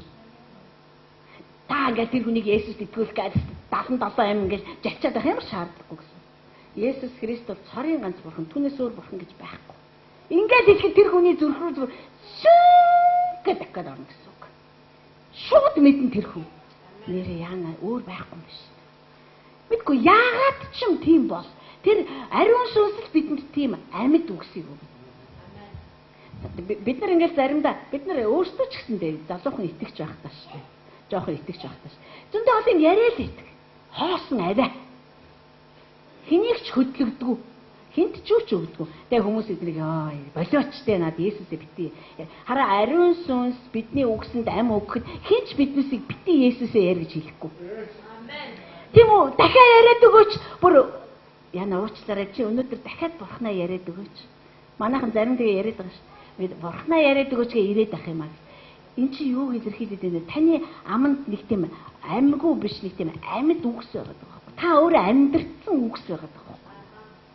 Зөвхөн үгэнд биш шүү дээ. Бидний амьдралд амар амьд амьдраад байгаа байхгүй. Амьд баяр хөөр байна уу? Байна. Итгэл найдар байна уу? Байна. Хүч чадал байна уу? Байна. Яста таман дундуур туулаа явж исэн чинь нөгөө л баяр хөөр, нөгөө л нэг хувиршгүй байсан байгаад. Энийг одоо хийн хийж, энийг одоо би өөрөөсөө гаргах уу? Бид яг гарах гэж зөндөө оролцсон. Чи жоохон гонигтай байна удаагүй. Би өөртөө эзэн дотор амар баяр хүртээ байгаа. Арай чи айгаад байгаа юм биш үү? Үгүй яах. Би яг тэдэн оны сургалт дээр би айцсаас салсан шүү дээ. Би эзэн дотор арслан бар дугаа адил байна. Бид нэр айдаг аахгүй. Айх чинь хэр хэмжээнээс хэтрэхгүй л бол нормал шүү дээ. Сэтгэл хөдлөн шүү дээ. Зүгээр харин айдас томорж эхлэхэд миний итгэл улангасч эхэлдэг байхгүй. Чи юу вэ чи? Фач шүү чамаг. Бидний итгэл тэгэж босч ирээд айцыг шууд байрлал нь хүлдэг байхгүй. Бидний айдас тийм учраас эзэж авахгүй биднийг. Харин итгэл биднээсээ эзэж авдаг. Бид нар айцаа биш итгэлээ сонсгоод нөгөө итгэлч ястаа зүгээр амар шүү дээ. Нүгэлтэй ингэж таны дотор тийм амар одоо тий итгэл байгаа л гэж найдаад байгаа шүү. Тэгэхээр бидэнд ам өгч байдаг. Хараа тэнгэрлэг солилцоо гэж ярьснаас биднэрт итгэл байна. Тийм үү? Бид нар итгэлээрээ итгэшгүй юмсыг ярьж эхлэхэд Бурхан тэндээс миний итгэл дээр хүч чадлаа асгадаг. Хараа одоо мөрөдөө тоглоомыг ярил л да. Жохон тийм ёс бус жишээ боловч биднэрт энийг ойлгоход тусна. За одоо эсээр мөрөдөө тоглоё. Гэхдээ бит хоёр одоо би эхлээд үнэ хэлье. Одноо би 20 саяыг тавилаа. Одноо бас 20 саяыг тавь. Тэгжээж тэр чин бүтэн болно. Тэгжээж бид хоёр миний 20 саяын төлөө биш, одноогийн 20 саяын төлөө биш. Бид хоёр 40 саяын төлөө тоглоно. Мөн үү? Хоёр талаас ижлэн гарч ирж байгаа. Би үүнд итгэж байна. Харахад итгэмгүй. Ямар ч хүний бол итгэлээс салцсан юм байна. Боломжгүй. Гэтэ би итгэж байна. Миний дотроос итгэл яриад байна. Энэ боломжтой гэж яриад байна. Би итгэлээ тавилаа. Үнгүүд эцэг яах вэ гэхээр тэгвэл би хүч чадлаа тавилаа. Тэгэхээр миний итгэл тавигдсан байна. Эцгийн хүч чадал тавигдсан байна. Одоо энэ хоёроос юу гарч ирэх вэ? Бүх юм гарч ирнэ. Боломжгүй юм чинь эндээс боломжтой болж гарч ирнэ. Бүтэхгүй юм чинь эндээс бүтэмжтэй болж гарч ирнэ. Яг л би тавих хэрэгтэй юм а тавьсан байхгүй. Тэнгүүд эцэг тавих хэрэгтэй юм а бас тавь. Тэгэхээр ялгуулсан итгэгчдийн амьдрал дотор ийм л юм явагдана. Би энд итгэж байна. Би итгэлээ тавилаа. Яг тэгэхэд эцэг чи итгэж байгаа юм байна. Би хүч чадлаа тавилаа. Тэгээд юмс бидний амьдрал явагдаж эхлэх байхгүй. Тэгэхээр яг үнэш итгэлийн цорь авах. Бид нар магтандуу дуулж байхдаа таныг би хинтээж зүйрлэхгүй гэдэг чинь миний итгэл ш. Би итгэлээ зарлаад хэлээд байгаа байхгүй. Аялгууд хэлбэрээр нь хамаг хоолоогоо задарч одоо улаан хоолоогоо багалзуураас салж унтал ашиглаж байна гэдэг чинь би миний итгэл тийм чанга дуутай биш. Миний итгэл тийм хүчтэй биш. Тэгэхээр эцэг тэр итгэлийн хажуу итгэлийн тунхагийн өөдөөс хүч чадлаа өгч байгаа байхгүй. Тийм учраас дайсныг алгадж байна гэж яриад байгаа шүү дээ. Бас миний итгэл дангаараа ажиллаад юу ч авчрахгүй таньнэ. Бид нар айгүй одоо тийм гэрчлэл сонсчоод өөртөө ч тийм нүгэлтэй цэвэрлтэй гэрчлэл ярьж байлаа. Би итгэсэн учраас. Би итгэсэн чинь ингээ болчихж байгаа байхгүй. Заасан дагаа түг түм итгэл муутай багийнуудыг шууд газар дээр марчиж байгаа байхгүй. Би итгэсэн харин эцэг минь хүч чадлаараа нэмж өгсөн. Тэгээ энэ хоёрын хамтын ажиллагаа Бурхан хүч чадлаа миний итгэлтэй итгэлгүйгээр ашиглаж чадна. Гэхдээ тэр хүсэхгүй байна. Тэр ширээн дээр хоёр талаас итгэл ба хүч чадал уулзахыг хүсэж байна. Итгэл ба хүч чадал хамтдаа юмсыг бүтээдэг байхыг хүсэж байна. Би итгэж байна энэ уул өнөөдөр нүүсэн байх хэвээр богдвол биднийг Төв аймаг явах сатаа болоод би зайл өөр газар очиж нүү гэж тушааж байна гэх. Би итгээд хэлэх юм бол хүч чадал энэ уулыг нүүлгэнэ л гэсэн үг. Хэрэг бид нар түүний хүсэл ба төлөвлөгөөнд дотор амьдарч чадаж байна. Дахиад миний амбицийн төлөө биш. Олон хүмүүс тэгж ярьдаг шүү дээ. Би нэрээ тэрийг туршиж үзэх гээл тэгээд энэ уулыг ямаа гэж хэлсэн шүү дээ. Үгүй Бурханы үг туршилт биш байхгүй. Ингээд туршиж идэг те. Тэгсэн дөрөв туулаа аваад авцраад алаад туршсан хамаагүй дээр. Тэгэхээр тэр амийг өгдөг ариун сүнс өөрөө бас үнэхээр бидний амьдрал дотор маш одоо гайхалтай зүйлийг бий болгож гаргаж ирж байгаа. Тэрний юу гэхээр итгэл өөрөө байхгүй. Хана намайг дагаад хэлдэг. Миний итгэл бол ариун сүнсний бүтээгдэхүүн. Та чухам түүнд ажиллах боломж өгсөн учраас тэр таны дотор итгэл гэдэг бүтээгдэхүүнийг бий болгож өгсөн байна. Тэгвэл та угаасаа ихээсээ төрөхдөө лаг итгэж байсан. Лаг юмд итгэдэг байсан учраас биш. Би угаасаа айгүй итгэмтгий тэгэл итгэжтэй. Биш. Итгэмтгий хүнж Бурхны үгэнд итгэхийн тулд өөр итгэл хэрэгтэй. Биднэрт өөр төрлийн итгэл хэрэгтэй байхгүй да. Зүгээр нэг юм одоо өнөөдрийг хүртэл амьдрсан итгэл ав биш. Өөр орц найрлагатай, өөр хүчтэй, өөр одоо төрлийн итгэл бидэнд хэрэгтэй. Тэгвэл тэр итгэлийг хэн бий болгож өгд юм бэ гэхээр ариун сүнс надад итгэл бий болгож өг. Ариун сүнстэй амьдрахгүй бол та 1000 итгэл өгөөч гэж ойрлоо нэмэргүй. Тэгэхээр ариун сүнс таны зүрхэн дотор чинь юмсыг хийж одоо ингэж бий болгож явахдаа тэр итгэл гэж юмсыг таны дотроос гаргаж ирж байна. Харин энэ итгэл чинь нэ шүү дээ, ариун сүнсний бий болгосон итгэл мөнхийн усыг хөдлөгдөх чадaltaй. Сүнсний ертөнцийг хөдөлгөөнд оруулах тийм хүчтэй. Зүгээр хүн бүтээгдэхтэй итгэдэг байхаар бүтээсэн. Бурхан. Хүн одоо ихээс ерөөс анх бүтээгдэхтэй итгэдэг тийм одоо байхаар бүтээгдсэн байхгүй. Тэгээ энэ итгэлээрээ хүн юмд хүрж идэг. Бурханд итгэдэг ч итгэдэггүй ч итгэдэггүй ч бай. Итгэл үнэмшлээрээ ямар нэг юмд хүрээд байгааг та нар харж байгаа сте хүмүүсийг. Итгэж байгаа учраас хүмүүсийг түг түмээр нь одоо дэлтлээд аваад байна. Тэр чинь итгэл үнэмшлээрээ яваад байгаа байхгүй. Гэтэ энэ ариун сүнсний өгдөг итгэл биш, бүтээдэг итгэл нь бол биш. Зүгээр хүн итгэдэг байхаар бүтээсэн учраас энэ нь ажиллаад байгаа байхгүй. Хүн маш их итгэдэг учраас амжилтанд хүрдэг. Хүн маш их итгэдэг учраас өөрийгөө хөгжүүлдэг. Хүн маш их итгэдэг учраас том нээлтүүдийг хийдэг. Мөн биз дээ. Харин ариун сүнс тодорхой хүмүүс дээр хурж ирээд ажиллаж байхдаа түүний хүсэл төлөвлөгөө, түүний эмбэ гэдэгт итгэх итгэл, түүний үнэнд итгэх итгэлийг биднэрт өгөхөөр ирдэг байхгүй. Тийм учраас бид нар Бурхан ярьж байна гэж та нарт ярьж байгаа та нар ойлгож идэг. Энд чинь итгэл чинь ажиллаад байна шүү дээ. Та ойлгож идэг. Та ойлгоо зогсохгүй бүр хүлээн зөвшөөрдөг. Та хүлээн зөвшөөрөө зогсохгүй бүр итгэдэг. Энэ бол үнэн гэж. Бүтэн сайдар болгон та яах гэж ирдэг? Яг л та энд үнэн яригддаг гэдэгт итгээд ирдэг юм. Үнэн ярьдаг гэдэгт итгэдэг хүн л ирнэ штэ. Цаашдаа ч тийм байх болно. Энэ сүм дотор үнэн яригдчихвэл үнэн тайртай хүмүүс зүгээр одоо юу шиг бүр ингэ GPS шиг хагаад болоод байна. Үнэн тайртай хүмүүсийн чинь дотор GPS байгаа даа байхгүй та тэр ариун сүнсний суулгаад өгсөн. Тэр чинь долгионо бариад давхад ороод ирж байна. Худал дуртай үннийг үзэн яддаг хүн бол энд яг өөрийнхөө чадлаар хэсэг ивчих баг. Ихтэл нэг өдөр төвчээр утас тас усрээд эсвэл үннийг хайрлахаар шийднэ, эсвэл эндээс өтөр даруй зайлахаар шийднэ. Тэгэхээр тэр итгэл гэдэг зүйлийг чинь бүтээгээд байгаа нь ариун сүнс байхгүй. Тийм учраас айдас сэтгэлийн хөдлөө шүү дээ, тийм ээ? Айдас хөдлөе. Бид нар айдаг тийм ээ? Хүүхдүүдээ одоо оройтолоор бид нар айдаг. За орой олчлаа энэ яач вэ? За энэ нь ганцхан солиоролд очихсгүй байхгүй юу? Бид нар яавал гэж эзэнд итэг юундаа санаа зовд ингэж байд бид нар чадахгүй байхгүй тамина.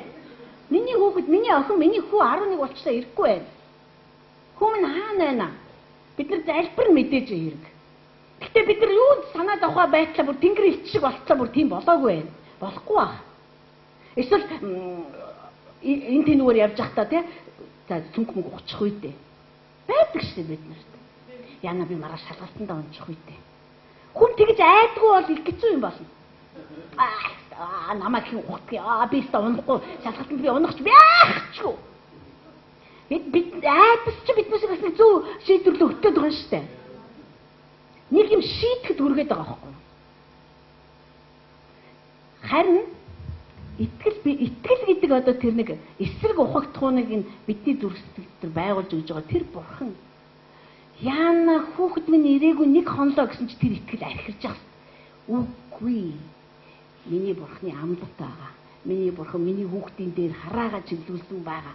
Тэр амлалт байгаа учраас нөгөө айдас чинь ерөөсө босож ирж чадахгүй байгаа байхгүй. Тэгж хүчрхэгжүүлээд байдаг ажлыг чинь та айтаар хийхгүй. Итгэл бол миний бүтээл биш. Итгэл бол миний бүтээгдэхүүн биш. Итгэл бол миний бодож зохиож олдог ч юм биш. Ариун сүнсний өөрийнх нь ажиллагаа байдаг. Тийм учраас ахын дүүсээ огт айдаггүй, огтоосоо санаа зовдгүй хүн болыг бид нар өгөхөд хэрэгтэй. Нас ороход хэрэгтэй. Амьд байгаа юм чинь энэ бүгд сэтгэл хөдлөлүүд чинь таны дотор байгаа. Ганцхан энүүгээр удирдуулахгүй л гэж яриад байгаа шүү. Удирддаг нь тэр биш байхгүй. Айдас намайг удирдахгүй. Намайг харин итгэл удирддаг. Тийм л учраас бид нар ямар ч найдваргүй тийм нөхцөл байдалд орсон ч гэсэн бид нар итгэсэн хിവэрэл байх ёстой гэж яриад байгаа чинь байхгүй. Та итгэсэн хിവэрээ байж ээж итгэл чинь томорно гэхээс дороо нэтчих юм бол нөгөө том болох гэж байгаа итгэл чинь өсөхгүй. Ариун сүнс миний дотор итгэлийг томруулж байгаа, хүчтэй болгож байгаа, хүчлэг болгож байгаа, эзэлдэг, иддэг бүр тийм төрөнгөйлдөг болгож байгаа гэдэгт бид нар итгэх ёстой байна.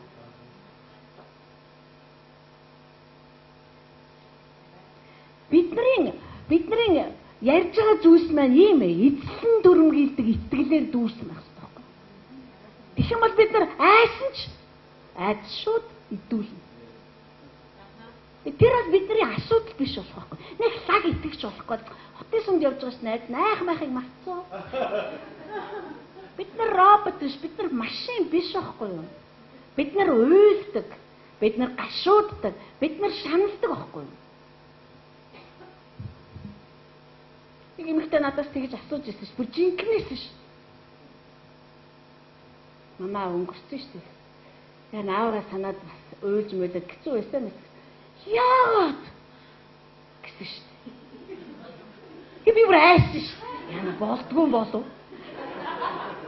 Энэ ертөнц чинь бүгдээр аавгаа өгөхээр ёор яадагч болсон. Би ганцаараа уйлаад байгаа юм шиг байна. Гэхдээ яах вэ? Санаал юугийн санд юм өөхөө устал байгаа юм чинь. Бүр надаас агуу итгэлтэй юм билээ. Тэгээ за. Тэгэл бид тэр яриа ерөнхийдөө дууссан байхгүй. Тэгэхээр бид нар штэ байх ёстой юмнуудыг байлгахгүй гэж зүтгэх тусам би өөрөө алга болдог байхгүй. Би өөрөө намайг гэж бүрдүүлдэг бүхэн алга болно ш. Нэг айдгүй царайлаад 8 зэрэгт дотроо пиг айдстай. Би айхгүй царайлах тусам айдас хөвчөнд хөө. Би нэг юу ч болоогүй юм шиг царайлах тусам юм болоо л. Зүгээр л миний амьдралд юм болж байгаа. Гэтэ би итгэдэг. Бурхан надад гайхамшиг төлөвлөөгүй.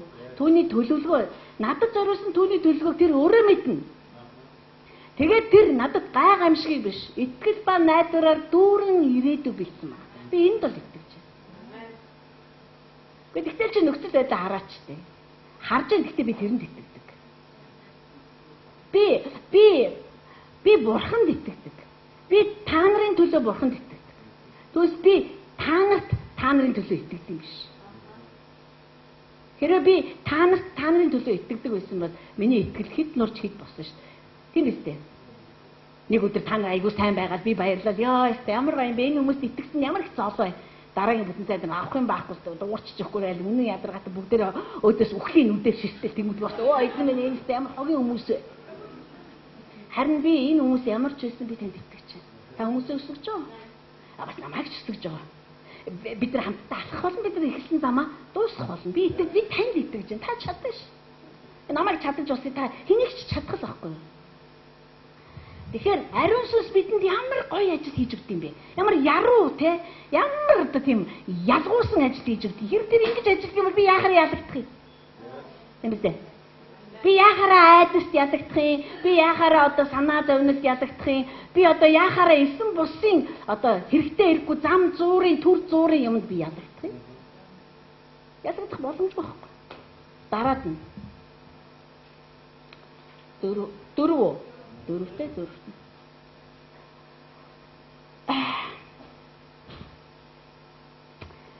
Дөрөвт нь ариун сүнс биднүүсийг жигдрүүлдэг. Тэнцвэржүүлдэг. За яагаад? Яагаад гэвэл би түрүү хэлсэнтэй итгэлийг тэр гаргаж ир. Тэр итгэл бол ариун сүнсний бүтээгдэхүүн гэсэн. Хэрэв итгэл ариун сүнсний бүтээгдэхүүн юм бол тэр биднүүдийг итгэл дотор тэнцвэржүүлэх боломжтой. Одоо бид нар үүнийг сүүлийн үед сүм дээр маш их харж байна шүү дээ.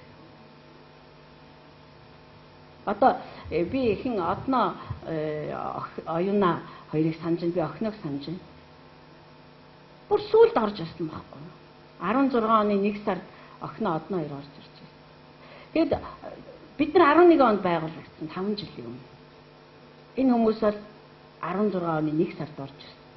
Саяын 100 ирсэн тэр Японоос ирсэн гэдэг эмэгтэй бол саяын 4 сараас манайхыг сонсож байна. Тэднэрт ямар ч зүдрэл алгадахгүй. Юу яриад байгаа юм болоо гэх ингээд бүр гайхаад алмаараад дүүнгтэй ингээд их юм алга. Яа гэвэл эн чинь ерөөсөө ариун сүнс өнөөдөр хийж байгаа ажил руугаа хүнээ татаад оруулчихад байна. Тэгэхээр ирэх өдрүүдэд энэс ч хурдтай явагдана.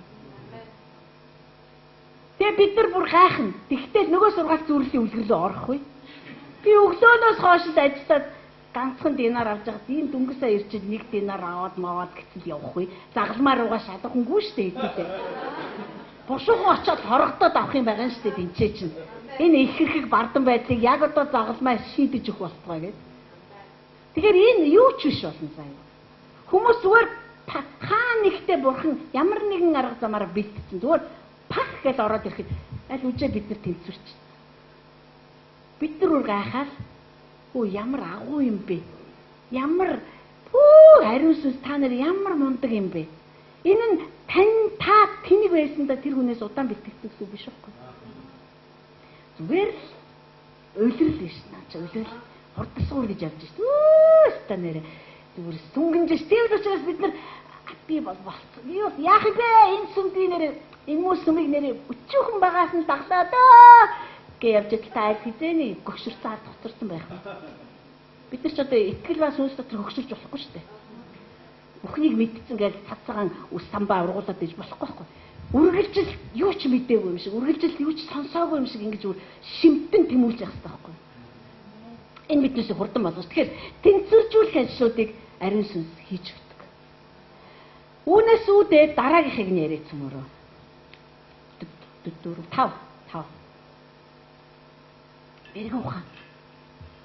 За энэ мэрэгэн ухааныг бид нар одоо ерөөсөө вэмих ярьж байна. Тэгээ би танд хэлье.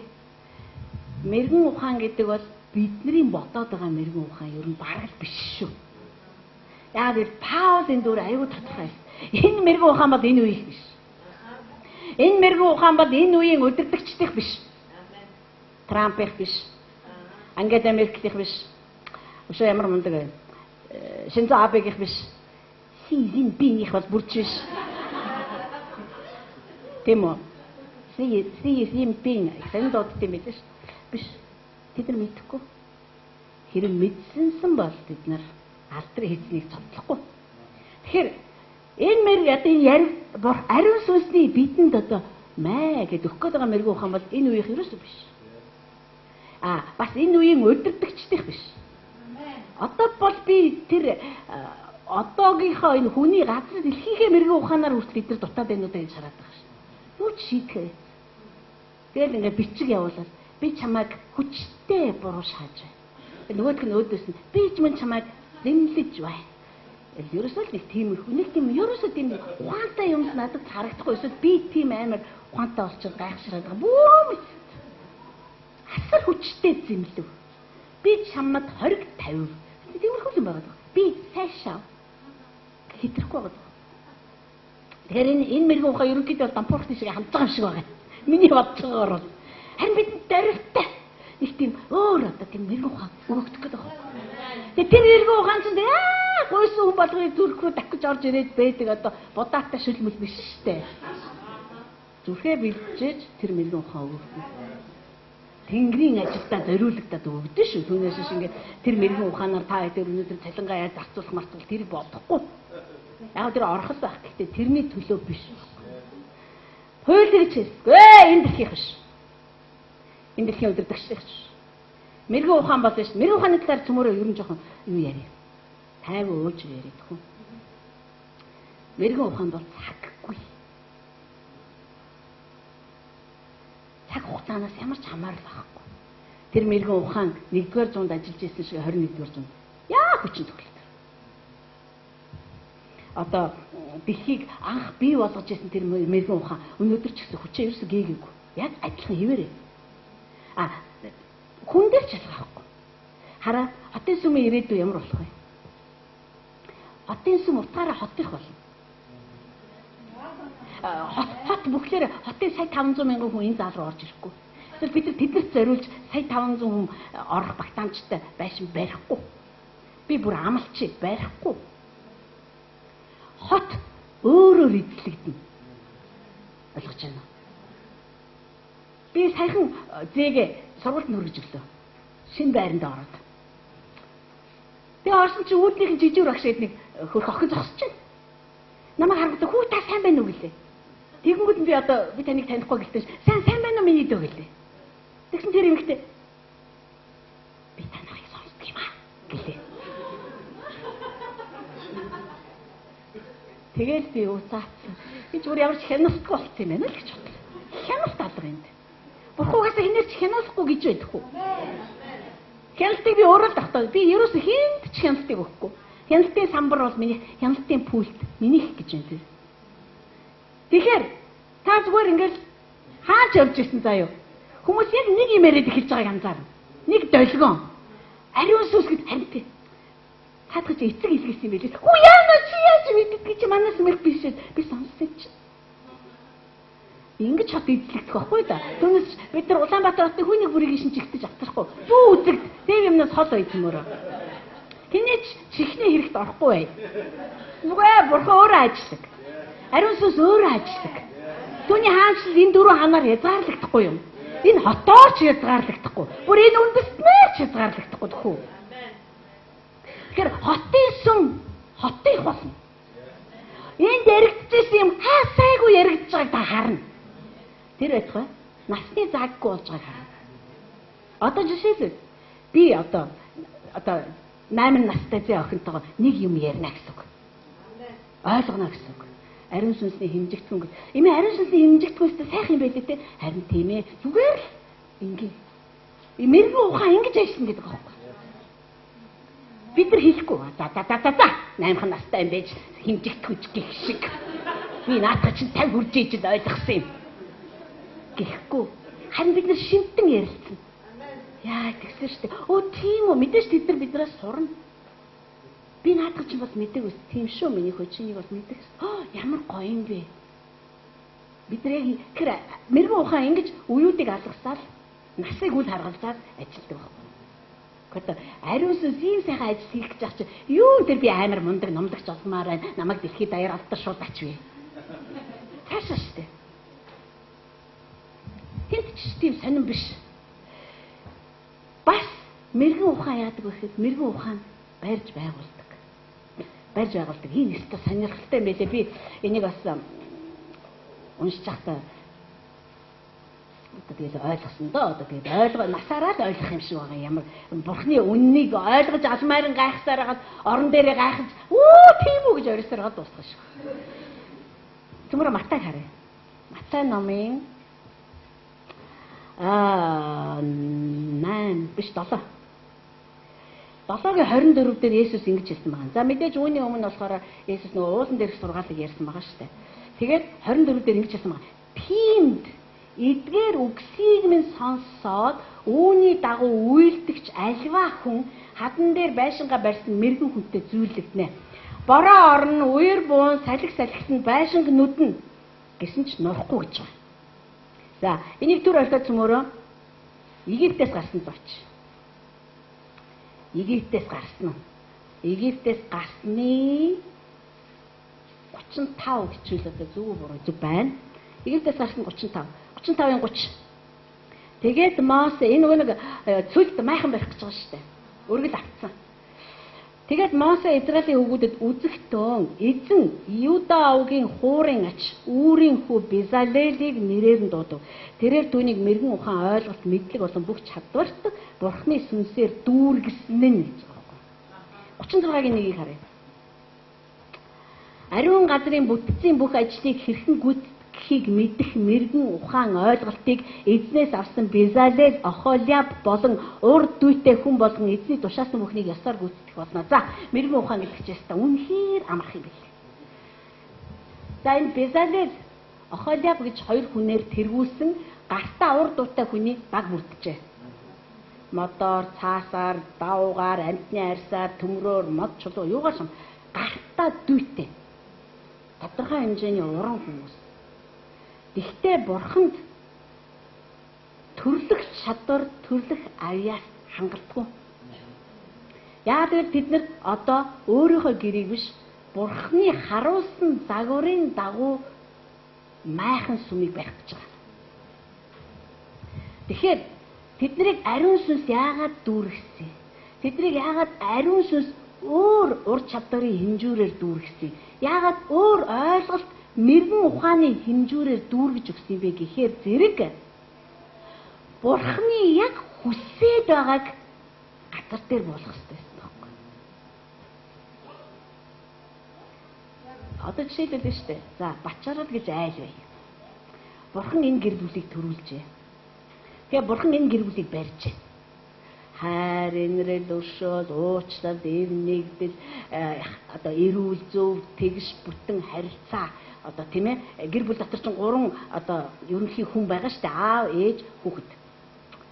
За, энэ хүмүүсийн хоорондын ажиллагаа одоо бүх юм орно шүү энд. Санхүүгээс ахуулаад бүх юм. Бурхан энэ гэр бүлээ барьжээ. Бурхан энэ гэр бүлээ барьж хахад бит хоёрт мэрэгэн ухаан өгдөх ёстой. Яах мэрэгэн ухаан? Бурхан энэ гэр бүлд ийм л байгаасаа гэж хүсдэг хүслийг нь ойлгочих. Мэрэгэн ухаан надад хэрэгтэй байхгүй да. Тэгэхээр Охолиаб, Безалел гэж хоёр хүн дуудагдаад ариун сүнсээр заавал дүүргэгдээд бурхан яг ямар төрлийн байгууламж хүсэж байгаа вэ гэдгийг ойлгосон байхгүй. Ойлгож байна. За жишээлбэл хараа ингэл да. Одоо Охолиаба чи өштэй нэг юм сайхан бор өнгийн эндэр бариад байгаа. Охолиаб наа сонсож байна. Тэр эндэр бол одоо яг энэ урт талны юм нэг хагас дугуурсан байх. За тийм байна. Тэг юм байна. Хагас дугуурсан байх юм. Тэгээд өндрөөрөө бол за энэ сувдаагаас илүү намхан байх юм. За тийм ээ сувдаа чинь тийм ойлгочлаа. Тэгээд одоо энэ ийм байх юм байна. За тийм байна юм. Тэгээд тэнд ийм юм байх юм. Цаадчаас усмус авч явах юм.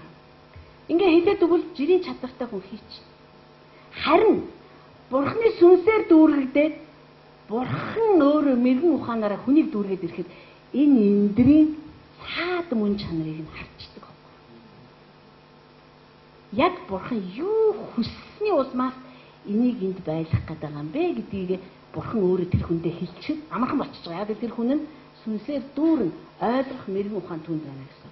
Тэм учраас тэр Охолиаб, Безалел хоёроор удирдуулсан одоо тэр урд чадвартай одоо хүмүүсийн багт ямар том үүрэг гарч ирж байгаа гэхээр тэнгис уулан дээр харуулсан тэнгэрлэг майхны загварыг одоо газар дээр хүн харж, барьж, орж, үдэж болохуйц болгож гаргаж ирэх хэрэгтэй юм байна. Бурхны зүрхийг нь ойлгохын тулд тэднэрт сүнсээр дүүрэх зайлшгүй шаардлага байна. Одоо бурхан одоо бурхан ариун төгс гэж хувь хүнийг барьж байгуулж ингэж байна. Оюун санааг нь, зүрхийг нь, биеийг нь одоо бүгд нь штэ. Бүх хэсэгт нь эдс бүхэнд нь бурхан ажиллая. Хизээч нуурж унахааргүй тийм гуйвшгүй байдгийг түүний зүрхэн зуулгаж өгөөд одоо бурхны одоо бодлуудыг тээж чадах хүчрэх оюун санааг бий болгож өгөөд ингэж байгуулъя.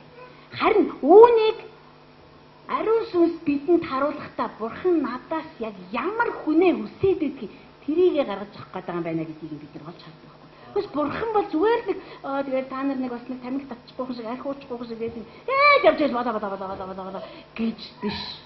Бид нар Христэд итгэсэн үн цэнэ харахгүй байгаа учраас зүгээр л ингээд найс харьцаатай тэгээд өдөр болгон би гараасаа барайл залбирж байгаа хоолоо идээд Крисмас болохоор ингээд ядуу хүмүүс туслаад ингээд зүгээр хэв маяг болгочиход байгаа байхгүй. Мөн чанарын гэдэг мөн чанарыг хэн ойлгох юм бэ гэхэд мэрэгэн ухаантай хүн ойлгох. Тэгсэн чинь яг энэ Матай номон дээр хэлээд байгаа байхгүй. Есүс. Одоо Матай номын 5:6-д одоо 5:6-г та уншаад үзээрэй. хүн аж болохгүй, завхаарж болохгүй гэдэг чинь яг үндэ бол зүрхнээсээ хорон мууг арчин хаях тухай ярьж байгаа маа гэдэг нь. Тэгээд Есүс дараад нэг үгжилсэн мэт хэрвээ яг миний ярьж байгаагийн дагуу гэдэг чинь эцэг яг юу хүсээд байгаа юм бэ? Тэрийг нь л ойлгоод хийчээч гэдэг байгаа байхгүй. Ойлгоод хийчихээ бидний хоосон дагаал гэдэг байгаа байхгүй. Хоосон дагаж бид нар чинь орлоо шүү зөндөө. Тэ? Оостон нэр уур хилэн дээр нар бүүж арах гэсэн юм. Яна нар жарах гэдэг надад нарнаас өгөн уур хайхтай. Дандаа ингээд хүчээр хийх гэж хүчээр орлоос яг ба бист уургүй болмаар яа дэсэн. Тэгээд дандаа тэрийг ярина. Бүлгийн уулзалт болсон дээр за чиний асуудал юу нөгөө л уур. Бид мөнгө бурхан мөнгөх биш. Уур мөнгөх. Ерөөсөө. Тэгэхээр бурхан хилээд байгаа үгнийх нь цаад мөн чанарыг нь олж харахын тулд биднэрт өөр ухаан хэрэгтэй байна. Намайг барьж байгуулж байгаа та зүрхэндээ ийм хүнийг тээсэн байна гэдгийг би ойлгосон байхын тулд надад ариун сүнс мэрэгэн ухааныг өгөх ёстой. Тэгжээж би одоо би ойлгочлаа. Тэгэхээр ялангуяа юм хийдэг хүмүүс бол энийг ойлгодог. Одоо жишээлбэл булган тамир дээр хурж ирэл хүн би хүүхдтэй нэг юм ор хийх гэсэн юм аа ийм байх. Яг зүгээр хүүхдийн чи юунд дээр унтчихсан яад ингээ хийвэл яг тэрүүгээр нь хийж болно. Гэхдээ энэ хүний тэр хүүхдтэй хандж байгаа сэтгэлийг нь хангахгүй хэмжээний бүтээгдэхүүн гаргаж ирнэ гэдэг чинь арай ур чадвараас өөр юм хэрэгтэй болчиход байгаа. Одоо миний санааг та нар ойлгож байгаа. Бид нар хоол хийж чадахгүй чадна.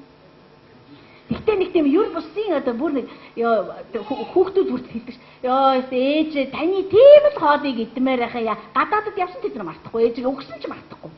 Яагаад яагаад гэвэл ээжийнх нь нэг тийм сэтгэл тийм дотор яваад байгааг тэр хүүхд чинь харчаад байгаа байхгүй. Тэр шиг бурхны миний надаас миний амьдралаас таны амьдралаас таны эхнэр нөхрийн харилцаа ямар байгаасаа вэ гэж тэр байгаасаа гэж тэр анхнаасаа төлөвлөсөн.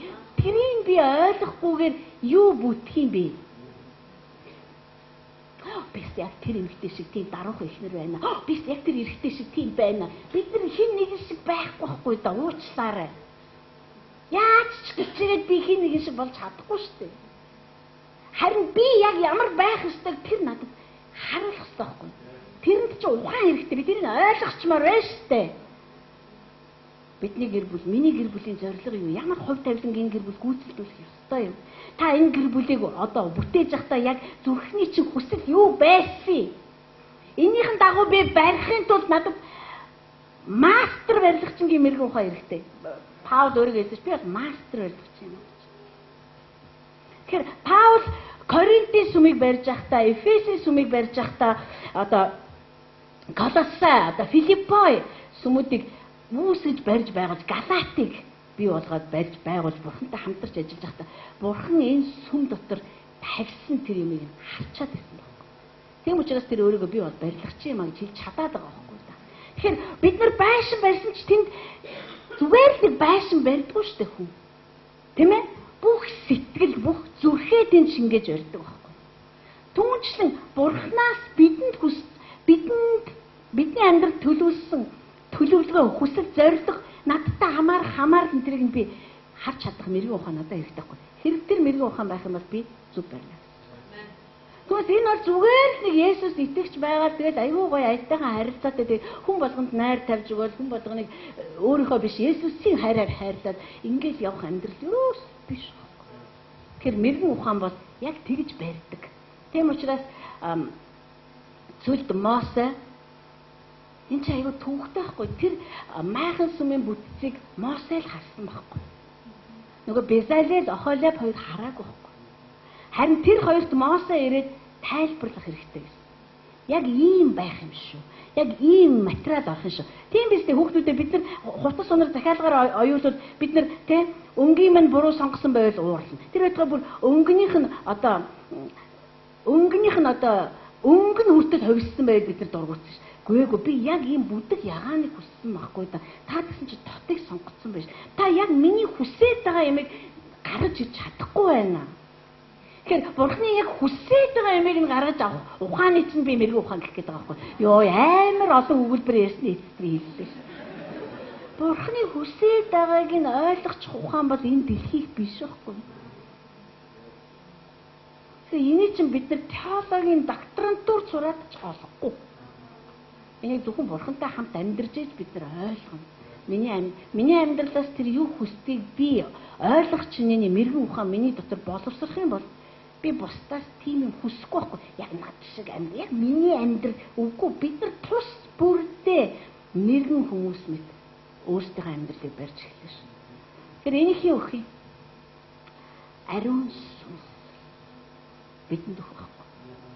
Тэгээд дараад нь Бурхан цөлдөх майхан сүм баригдаад дуусны дараа үнэхээр таалдаг шүү.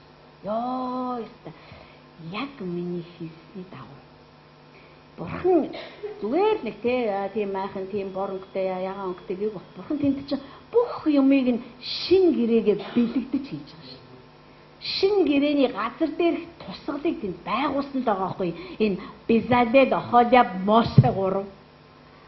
Тэр аргагүй Бурхан тэр хүмүүсийн мэрэгэн ухаанаа дүүрэх ёстой. Энэ сүмийг барьж байгаа хүн бүрт Бурханы мэрэгэн ухаан өгөгдөх ёстой.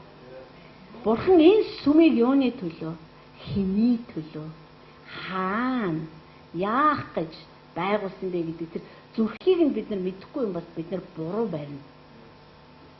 Би Бурханд баг өдөр болгон хэлдэг. Бурхан минь би Христийн зүгээр байдаг л нэг сүмийг нэгээр нэммээргүй байна. Энэ сүм бол яг Есүс хайрт эзэн та бүр энэний төлөө би үхэхэд бэлэнгээд үхэж чадсан тэр сүм чинь болох юм бол тэгэл болно. Тэр Есүс үхэж чадсан. Бүр баяртай явсан. Яг л тэр энэ хотын сүм төрнө гэдгийг хараад байна. Ягаад ч юм яаж ч яваад ч юм хэсэг хүн энэ сүм дээр гарч ирнэ гэдэг тэр мэдээд. Хамтран баригчт нь гарч ирнэ гэдэг тэр мэдээс учраас тэр үхэл түүнд нэг тийм чухал байгаагүй. Тэр загалмайн тарчил тийм амар чухал байгаагүй. Тэр үнэхээр тарчилж, үнэхээр шаналсан ч гэсэндээ тийм чухал бол байгаагүй. Тийм учраас би баяртай хотын сүмийн төлөө үхээд би баяртай дахин амьлах болно. Тэгээ би өөрийнхөө сүмийг би өөрөө барина.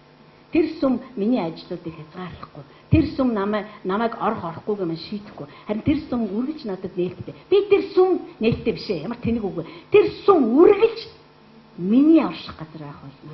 Би тэр сүм дотроо өөрийнхөө ариун хүмүүсийн дунд одоо та нарын дотор та нарыг нэрээр чинь дууддаг та ер нь мэдхүү. Эсвэл би таныг зүгээр хошгоруулад байгаа юм уу? Нэрээр чинь дуудаа. Би тэр хүмүүсийнхаа дунд үнэхээр залрах болно. Би тэр хүмүүсийнхаа дунд хамт алхах болно. Би тэр хүмүүстэй мэрэгэн ухаанаа хуваалцах болно. Тэр хүмүүс хүч мөхөсгөхөд миний хүч төрж орж ирэх болно. Тэр хүмүүс ухаан дутахад миний мэрэгэн ухаан дүүрэх болно. Тэр хүмүүсийн сул дорой байгаа дээр нь би өөрийнхөө хүчээр ажиллах болно. Бид нар бие бинийгээ хангалттай нөхөж ажиллах болно. Тийм учраас ариун сүнс бол мэрэгэн ухааныг бидний дотор тээвэрлж өгдөг тэр маш чухал функцийг хийдэг нэгэн байна. Тийм л мэрэгэн ухаан биднэрт хэрэгтэй. Тэр мэрэгэн ухааныг тэр бидний зүрхэн дотор баттай байлгаж цууршуулахын тулд бидний зүрхийг маш их цэвэрлж байгаа. Ариун сүнс бол ариун юм. Зүгээр л ариун биш хүн гэдэг ариун сүнсээ ир ор ажил суусан бай, явсан бай, зогссон бай. Гэхдээ хариуч. Тэр биднээс рүү ойртох тусам бид нар өөрөө ирэхгүй ариусч байдаг. Тэр бидэнд лөө дөхөх тусам бид нар ариусч байдаг. Тэр бидэнд лөө улам оролцох тусам бид нар улам л ариусч байдаг. Ариусгах одоо тэр ажиллагаач нь ариун сүнстэй шүү дээ. Бид нар ариун сүнстэй хамт байнга бохир амьдрах боломжгүй. Одоо энэ бол үнэхээр тодорхой болно. Христэд итгэгчдийн дунд. Тэнийг хүн үрд хараад ойлгоно. Энэ хүн удаан ярьж байна. Ариун сүнсээр ажиллаж ярьж гэдэг бол ч үүндээ үгүй юм байна. Амьдрал нь бохир. Үг яриа нь бохир, сэтгэлгээ нь амар бохир. Зүрх нь бүр най байхгүй. Зүрхнээс хамаг бузар юм ялгарч яадаг. Тэгсэн үгтэй би ариун сүнсээр та нарт хэлж гэн гэж ярьдаг. Шууд танигдсан. Яг гэвэл ариун сүнс дахиж нэрээр нь өөрийнх нь нэрийг төрөө ярьж доромжлохыг хинт ч зөвшөөрөхгүй. Тийм хүчтэй ойртолд ирж байгаа байхгүй. Тийм хүчтэй ажиллагаа явагдаж байгаа байхгүй. Бид нар энд гарахтаа үнэхээр үгээ цэгнэх хэрэгтэй болж. Үнэхээр бүр ерөөсөө одоо үгэнд нь хайн хандаж болохгүй. Тэр үг чинь өштэй байгаа олохгүй буруу дурсах юм бол аюултай болчиход байгаа. Тэгэхээр үг болгон байгаа онсон байхын тулд үг болгон хүчээ яг тээсэн байхын тулд бид нар бүх анхаарлаа төвлөрүүлэх хэрэгтэй болж байгаа. Энэ бидний ажил болж байгаа. Та ч гэсэн хүлээж авахдаа бүх анхаарлаа төвлөрүүлж хүлээж авах хэрэгтэй. Ямар ч тэр хүндлэнгийн бодлуудын дотор явах хэрэгтэй. Яг энэ өгүүлбэр зөв хөвд их зүг байлаа. Тийм байхгүй зүгээр шууд хүлээж авах. Хараа Бурхан хүмүүс рүүгээ ярина гэдэг чинь Бурхан хүмүүс рүүгээ хүнээрээ дамжуулаад ярина гэсэн үг шүү дээ. Тэгэхээр ямар цаг ирж байна гэхээр хүн нь ярьж хахад хүмүүс Бурхан ярьж байна гэдгийг шууд мэддэг тийм гэрчлэлийн цаг ирж байгаа. Энэ бол яг Бурхан өөрөө ярьж байна. Энэ нь би Бурхан болоод та намайг шүтнэ гэсэн үг биш байхгүй да. Энээс та ч айх хэрэггүй би ч айх хэрэггүй байхгүй. Яна хүмүүс Бурхан гэж шүтчих үедээ. Шүтсэн нэгэнд нь бид нар хэлнэ шүү дээ Петр шиг. Үгүй ээ намайг шүтэх хэрэг байхгүй. Энэ хамгийн дээд нэгэн байхгүй. Миний аав штэ. Надад мөргөх ямар ч шаардлага байхгүй. Тэг хэлж болно өстэй бид нар. Тэгээ хэлэх гэсэн чинь учир мадгаагүй шүтээд байхад би чадаагүй маа гэх юм. Бидний зүгээр хэлчихэл ойлгомжтой асуудал шүү. За тэгэхээр мэрэгэн ухаан гэдэг бол ийм л амархан байхгүй. Тэгээ штэ Паул энд хэлсэн маа. Дахиад 1-р Коринтер очил даа. 1-р Коринтер 2 дээр бид төлөвшсөн хүмүүсийн дунд мэрэгэн ухааныг ярьдаг гэж байгаа. Тэгэхээр мэрэгэн ухаан бол төлөвшсөн хүмүүст зориулагддаг. Бид нар төлөвшөөгүй байж мэрэгэн ухаан өгөөж ойрлоод ирэхгүй. Нялх хүмүүстэд энэ ч ойлгомж байхгүй. Сүнс дотор балчин хүмүүс мэрэгэн ухаан яриад ойлгомжгүй. Тийм учраас бид нар ингээд сүм болгоны хаалгуудыг тогшоолдоо яна би танад л номлчмаар ангид үх гээд идэх шалтгаан юм. Ойлгохгүй шүү дээ хүмүүс. Ороод ингээд ярингууд нэ юу яриад байгаа юм болоо. Гаж урсгал гэж яг үний юм бэ тамэ. Тэг бүгд хаалгаад өгч тоожоо. Тэгэхээр төлөвшсөн хүмүүст яригддаг ухаан чинь мэрэгэн ухаан байгаа. Төлөвшсөн хүнд эцгийн зүрхийг таних шүү. Төлөвшсөн хүн гэж хин хүчтэй сахилгажуулагдсан хүн шүү. Хүн хүчтэй сахилгажуулагдаж эцгийн гараар орж юм үзэж нүд тайлахгүй юм бол төлөвшөхгүй шүү. Гэж ганцхан үгээр яриад төлөвшчдөг бас хайхал байна. Бурхан над руу яриад би төлөвшөөл, маргааш нь яриад би улам төлөвшөөл. Ингэдэг бас хайхал байна. Гэхдээ тэр ганцхан ярианы бурхан биш байхгүй. Тэр зөвхөн ярьдаг уус төрч биш шүү дээ. Тэр чинь бидний амьдралд намайг урлан бүтээдэг, сахилгажуулдаг, хэлбэрт оруулдаг. Сахилгажилт чинь тэр шүү дээ ерөөсөө. Хэлбэрт оруулдаг байхгүй бид нарыг. Тэгж байгаа хүмүүс л тэр мэрэгэн ухааныг сонсч чадна. Тийм учраас энэ нөгөө тэнцвэржүүлэх гэдэг юм чинь эндээс үүсээ гарч ирээд байгаа. Мэрэгэн ухаан яригдж байна, төлөвшөлт явагдаж байна. Төлөвшөлт явагдана гэдэг чинь тэнцвэржиж эхэлнэ гэсэн. Бүх хүмүүсийн дотор бурхан амьдралд нь ажиллаа сахилгажуулалтаа хийгээд ирэнгүүт хүмүүс төлөвшөж одоо хэлбэр дүрсэнд орж эхлэх байхгүй. Тэгээд яах вэ? Тэнцвэржиж эхэлнэ.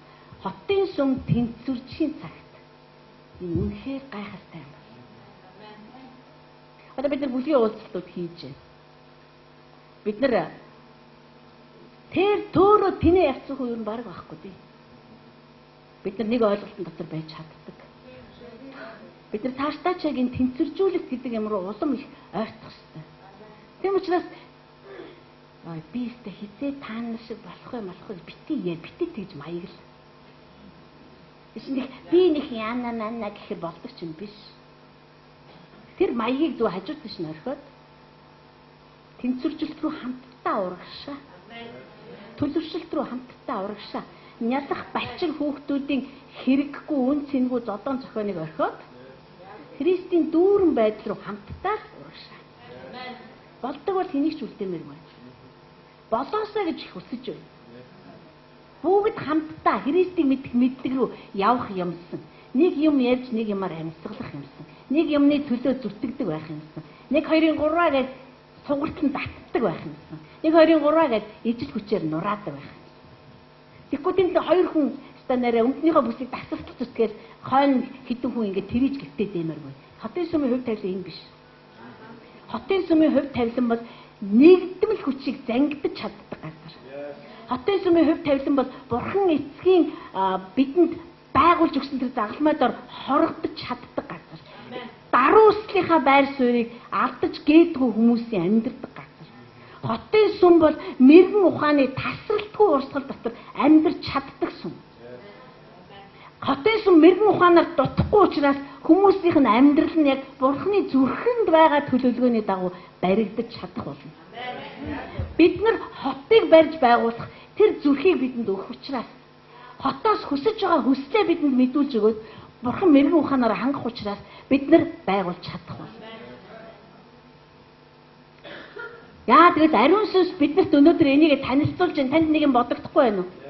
Өгөгдөхгүй танилцуулаад байгаа юм байна. Өгөхгүй байгаа учраас бид нар телевизээр шинэ бараа бүтээгдэхүүн гараад сурталчлаад ихэнгүүт бид нар хинээч асуудгүй шүү. Энэ одоо юу юм? Энэ зарагдаад ихэлсэн бараа байгаа байхгүй. Харин ариун сүнс бидэнд би ингэж ажилдаг. Би ингэж хүсдэг. Би ийм байдаг. Ийм функцээр явдаг гэж биднэрт таниулж байна гэдэг чинь биднэрт энэ цаг ирсэн байна гэсэн. Амен уу? Би та нарыг бараг бүгдээрээ ойлгож байгаа байх гэж найдаж байна. Бараг бүгдээрээ ойлгож байна гэдэг чинь яасан байх нь вэ? Тэнцвэрчих нь байх нь. Тэнцвэрчнэ гэдэг чинь яасан байх нь вэ? Төлөвшсөн байх нь. Бид нар цаашаа улам төлөвшөх болно. За, тэгэхээр ариун сүнсний дараах нь хэдэх болж байна да. 6. Ариун сүнсний бидэнд хийж өгөхөөр бэлдсэн бас нэг том ажил. Юу над хийгээд эхэлсэн. Хийж өгөхөөр гэж хэлэх нь утгагүй. Хийгээд эхэлсэн. Гэтэ улам эрчимжих ажил юу вэ? Илчлэлт. Хувь хүн нэг бүрт Бурхны илчлэлтүүд ирэх ёстой. Энэ сүм бол иш үзүүлэхийн мөн чанараар уушлах ёстой юм аа. Мэрэгэн ухаан бол өөрөө апостолик нэгүсэл гэж явдсан шүү дээ нөгөө. Одоо барьж байгуулах нэгүсэл гэхгүй да. Яг эцгийн тэнгэрт харуулсан загварын дагуу энэ сүм баригдана гэсэн үг. Гэтэ илчлэлт байхгүй бол баригдахгүй. Юмс бидэнд илэрхийлэгдэн харагдах ёстой. Одоо бүлгийн уулзалтан дээр та нар ярьж байгаа шүү дээ. Би өөрийгөө аюух олж харж байна гэж. Энд чинь илчлэлт мөн үү? Мөн. Хүн өөрийгөө харахгүй бол хэцүү шүү дээ. Гүй чи тийм байна гэх үгүй би тийм биш. Гүй чи яг ингэж байгаа байхгүй тийм биш ээ. Би бол зүгээр байгаа шүү дээ. Хүн өөрийгөө олж харна гэдэг бол энэ бол ер нь бол их найдвар байна гэсэн. Илчлэгдэж байна гэсэн. Бид нар өөрийгөө Бурхнаар таниулах хэрэгтэй байхгүй да. Тэр намайг таньдаг, тэр таньнастай, тэр танихад асуу. Угаасаа тэр бүтээсэн юм чи. Тэр намайг таньснаа надад харуулах хэрэгтэй байхгүй. Яг ийм байгаад юм аа. Харуулж ээж би цаашаа явна ш. Тэгэхээр зөвхөн энээс эхлэхэд илчлэлт бидний амьдрал дээр үнэхээр дутагдах ёсгүй юм аа. Загламын илчлэлт зүгээр нэг л хүн сүхийн илчлэлт аваад яваад байх биш. Бид нар бүгдээрээ их баг хэмжээгээр загламын үндсэн мөн чанар, үн цэнийг бид нар илчлэлтээр хүлээж авах гэсэн. Есүс Христос Бурхны хүү юм гэдгийг Петр хүлээж авсан шиг. Бид нар илчлэлт хүлээж аваад, мэрэгэн ухааныг хүлээж аваад, төлөвшөө тэнцвэржээд явахын цагт бид нар сүм дотор бүдрүүлэх чулуу болохгүй. Харин бид нар баригддаг амьд чулуунууд болж байгаа. Бид нар хэрэгтэй чулуу болж байгаа байхгүй. Хэрэггүй бүдрүүлдэг чулуунууд бол биш. Тийм учраас илчлэлт бидэнд заавал өгж байгаа хэрэгтэй. Илчлэгдсэн юм чинь энд баталгааж нь тунхаглагдчих байгаа байхгүй. Өө яг үнэн биш. Одоо яг батлагдчихлаа. Тэгээ бид нар илчлэлт дотор улам хүчтэй хөгжөөд ирэхин цагт бид нар энэ одоо Бурханы сүнс илчлэлт болов уу болов гэж бид нар гайхширхаа байна. Шууд мэднэ. Энэ яг Бурхан надад. Бурхан байж тээ энд хэлсэн байна л да. Бурхан ингээд илчлэхгүй гэд нууцсан юмыг бол уучлаарай хинч нээж чадахгүй. Хинч 6 төгс дээр үгж хэлэхээр нуух нь Бурханы алдар бол нээх нь хаадын алдар юм гэж. 6 төгс 26. Ойлгосноо. Нуух нь Бурханы алдар, нээх нь хаадын алдар юм. Тэгэхээр бид нар хаант дахилчнаа биднэрт нээгдэн гэсэн үг. Би та нарт илчнэ. Би та нарт нээж өгнө. Чи мэдэхгүй байсан, чи харахгүй байсан юмсуудыг чи би нээж өгнө. Тэгээ бид нар гайхна. Тэр цагт битгий ингэж яриараа. Яна би энэ зүйлийг хараагүй яах гэж амьдраа гэж. Зүгээр та харах гэж амьдрсан байхгүй. Харах гэж энэ үртэл явж ирсэн байхгүй. Юмны хугацаа гэж байна шүү дээ. Гэр бүлийн харилцааг бид нар хизээч харж байгаагүйгээр харна. Яагаад гэвэл илчлэгдэж ирэх учраас. Эхнэрийг нь нөхрийг нь Бурхан нээн харуулна шүү дээ. Нээн харуулхад та хараагүй юм харах болно. Та мэддэггүй байсан. Таны хувьд нууц байсан юмс ч одоо яах нь нууц биш болж байна. Таны гэр бүл, таны сүм чуулган хажуучаа сууж байгаа хэн нэгэн Та булган тамирыг хизээж харж байгаагүйгээр илчлэлтээр харах нь шүү. Биднэрт ийм илчлэлт өгдөхгүй бол үнэндээ бид нар тэр шалтар болдор хайрын романтик үгсээр хизээж харилцаа байгуулж чадахгүй. Маш амархан энэ сүм рүү орж ирсэн шиг маш амархан хаалнаас аваад гараач. Ядаад тах юм байхгүй. Хамгийн доктортой сүмийг бурхан барьж байгаа. Та надтай санал нэг байна. Хамгийн доктортой сүм. Би бос сүмийг сайн мэдэхгүй. Гэхдээ энэ сүм бол үнэхээр би харах бодох болгондоо би гайхшир. Та л ингэж чадах юм да. Та үнэхээр уяад зангидах хүмүүсээ зангиддаг юм байна. Та үнэхээр танаас биш хүнийг та мэдүүлдэг юм байна. Танаас эсэн ч таныг тоохгүй байгаа хүмүүсийг харуул. Ерөөсөө маш тодорхой. Тийм учраас бидэнд энэ сүм хэдэн үедээ байх вэ? Одоо танаас сүм хэдэн үедээ гэхээр бид нар бүгд гайхдаг тий. Энэ хин тамаатай. Одноо саяхан одоо ярьж нэг хүнтэй таарч тэр хүн. Танаас сүм өсөөлөө нүггүй мэдээж өссөн шүү. Танах олон хүнтэй. Одноо гайхсан гэнэ юу гэсэн үг юм болоо. Зүгтээ гайх хэвээр. Юу гэсэн үг юм тэр чинь. Хэрэгтэй ирэхгүй олон хүн цуглуулна гэсэн үг юм уу? Эсвэл чанартай хэдэн үнэтэй байна гэсэн үг юм уу? Бурхан бидэнд юу амласан бэ гэхээр та нар чанараарч дотроо өсөх болно, та нар гаднаач өсөх болно. Та нар маш олуула байх болно. Исая 60 дээр амласанчлан алс холоос хөвгүүдийг чинь мөрөн дээрээ тэгээд хаад ирэх болно. Ас холоос охтуудыг чинь мөрөн дээрээ суулгаад хаад ирэх болно.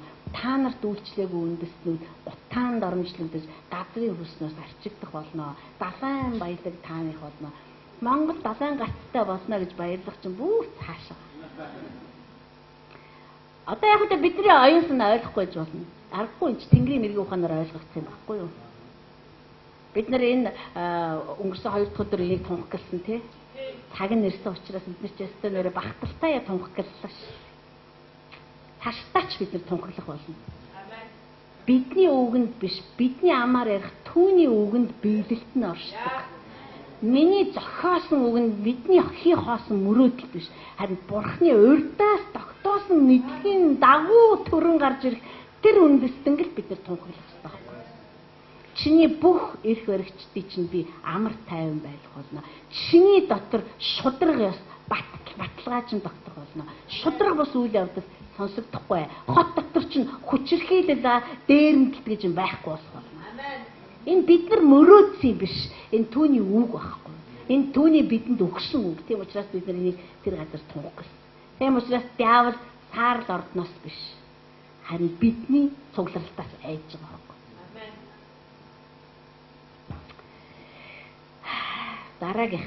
Дараагийнх нь гэсэн чинь дууссан юм уу да? Цаг болцсон уу? За. Оо яана, тийм үү? За болий дуусъя. Бараг дууссан юм байна би. Ариун сүнс минь биднийг өнөөдрөөс эхлээд 7 хоногийн турш тантай хамт алхаж байхад та бидний дотор чөлөөтэй ажиллагаалцгаа. Бид нар одоо ерөөсөө танд цадаа болохгүй. Ерөөсөө та чөлөөтэй ажил. Та чөлөөтэй хүсснээ хий. Та бидний зүрх сэтгэл дотор байгууламжуудаа байгуул. Та бидний зүрх сэтгэл дотор ариун орш газраан байгуул. Та бидний зүрх сэтгэлийг ариусган цэвэрл. Ерөөсөө мэрэгэн ухаан бууж ирэх бүхий л одоо боломжуудаар нь бүхий л одоо юмар нь та хангах болтгоо ариун сүнсээ. Бид нар тэгээд бүрэн дуулууртайгаар танд өөрсдийг өгж байна. Бид нар зөвхөн өөрсдийгөө төдийг өөрсдийнхөө амьдралыг ч өгч байна. Бид нар энэ чуулганыг таны гарт өргөж байна. Энэ чуулган биднийх биш. Энэ чуулган бол бидний эцгийнх. Бид нар аавтайгаа хамт түүний өргөө гэрийг хамтдаа байгуулах гэсэн. Тийм учраас бид нар эцгийн хөвгүүд адил энэ сүмийг манаж, эцгийн хөвгүүд адил энэ сүмийг нандинан хайрлах болно аа. Эцсийн бүлэгт хотын сүмээр дамжуулаад таны хийхээр төлөвлөсөн бүхий л ажиллагаануудыг бид нар өрөөж байна. Үнэхээр харанхуйг үлдэн хөөх болно. Бид нар харанхуйн ажлуудыг хөлийн дор няцлах болно. Бид нар сатааны, диаволын, бугийн бүхий л зүйлсүүдийг бид нар энэ газар нутгаас бүр мөсөн үлдэн хөөх болно. Тамийн хаалгач дийлэхгүй энэ сүмийг. Яг л Есүс Христийн сүм учраас. Яг л түүний хүүгийн цусаар сольж авсан сүм учраас тамийн хаалгач дийлэхгүй. Бидэнд Давидын түлхүүрүүд байгаа. Бид нар газар дээр юуг холбон тэр нь тэнгэрт холбогдох болно. Бид нар газар дээр юуг тайлан тэр нь тэнгэрт тайлагдах болно. Танда баярлалаа аваа. Та ариун сүнсийг илгээсэнд баярлалаа. Та зөвхөн Есүс Христийг илгээгээд зогсоогүй. Та араас нь ариун сүнсийг илгээсэн. Тэр сүнс биднийг үнэн лүү дагуулж байна. Тэр сүнс биднэрсийг таны Христ дотор нуугдсан алдрын баялаг руу дагуулж байна. Баярлалаа эцэг минь. Есүс Христийн нэрээр ярьж байна. Амен. Амен. Сайхан амарцгаагаарай.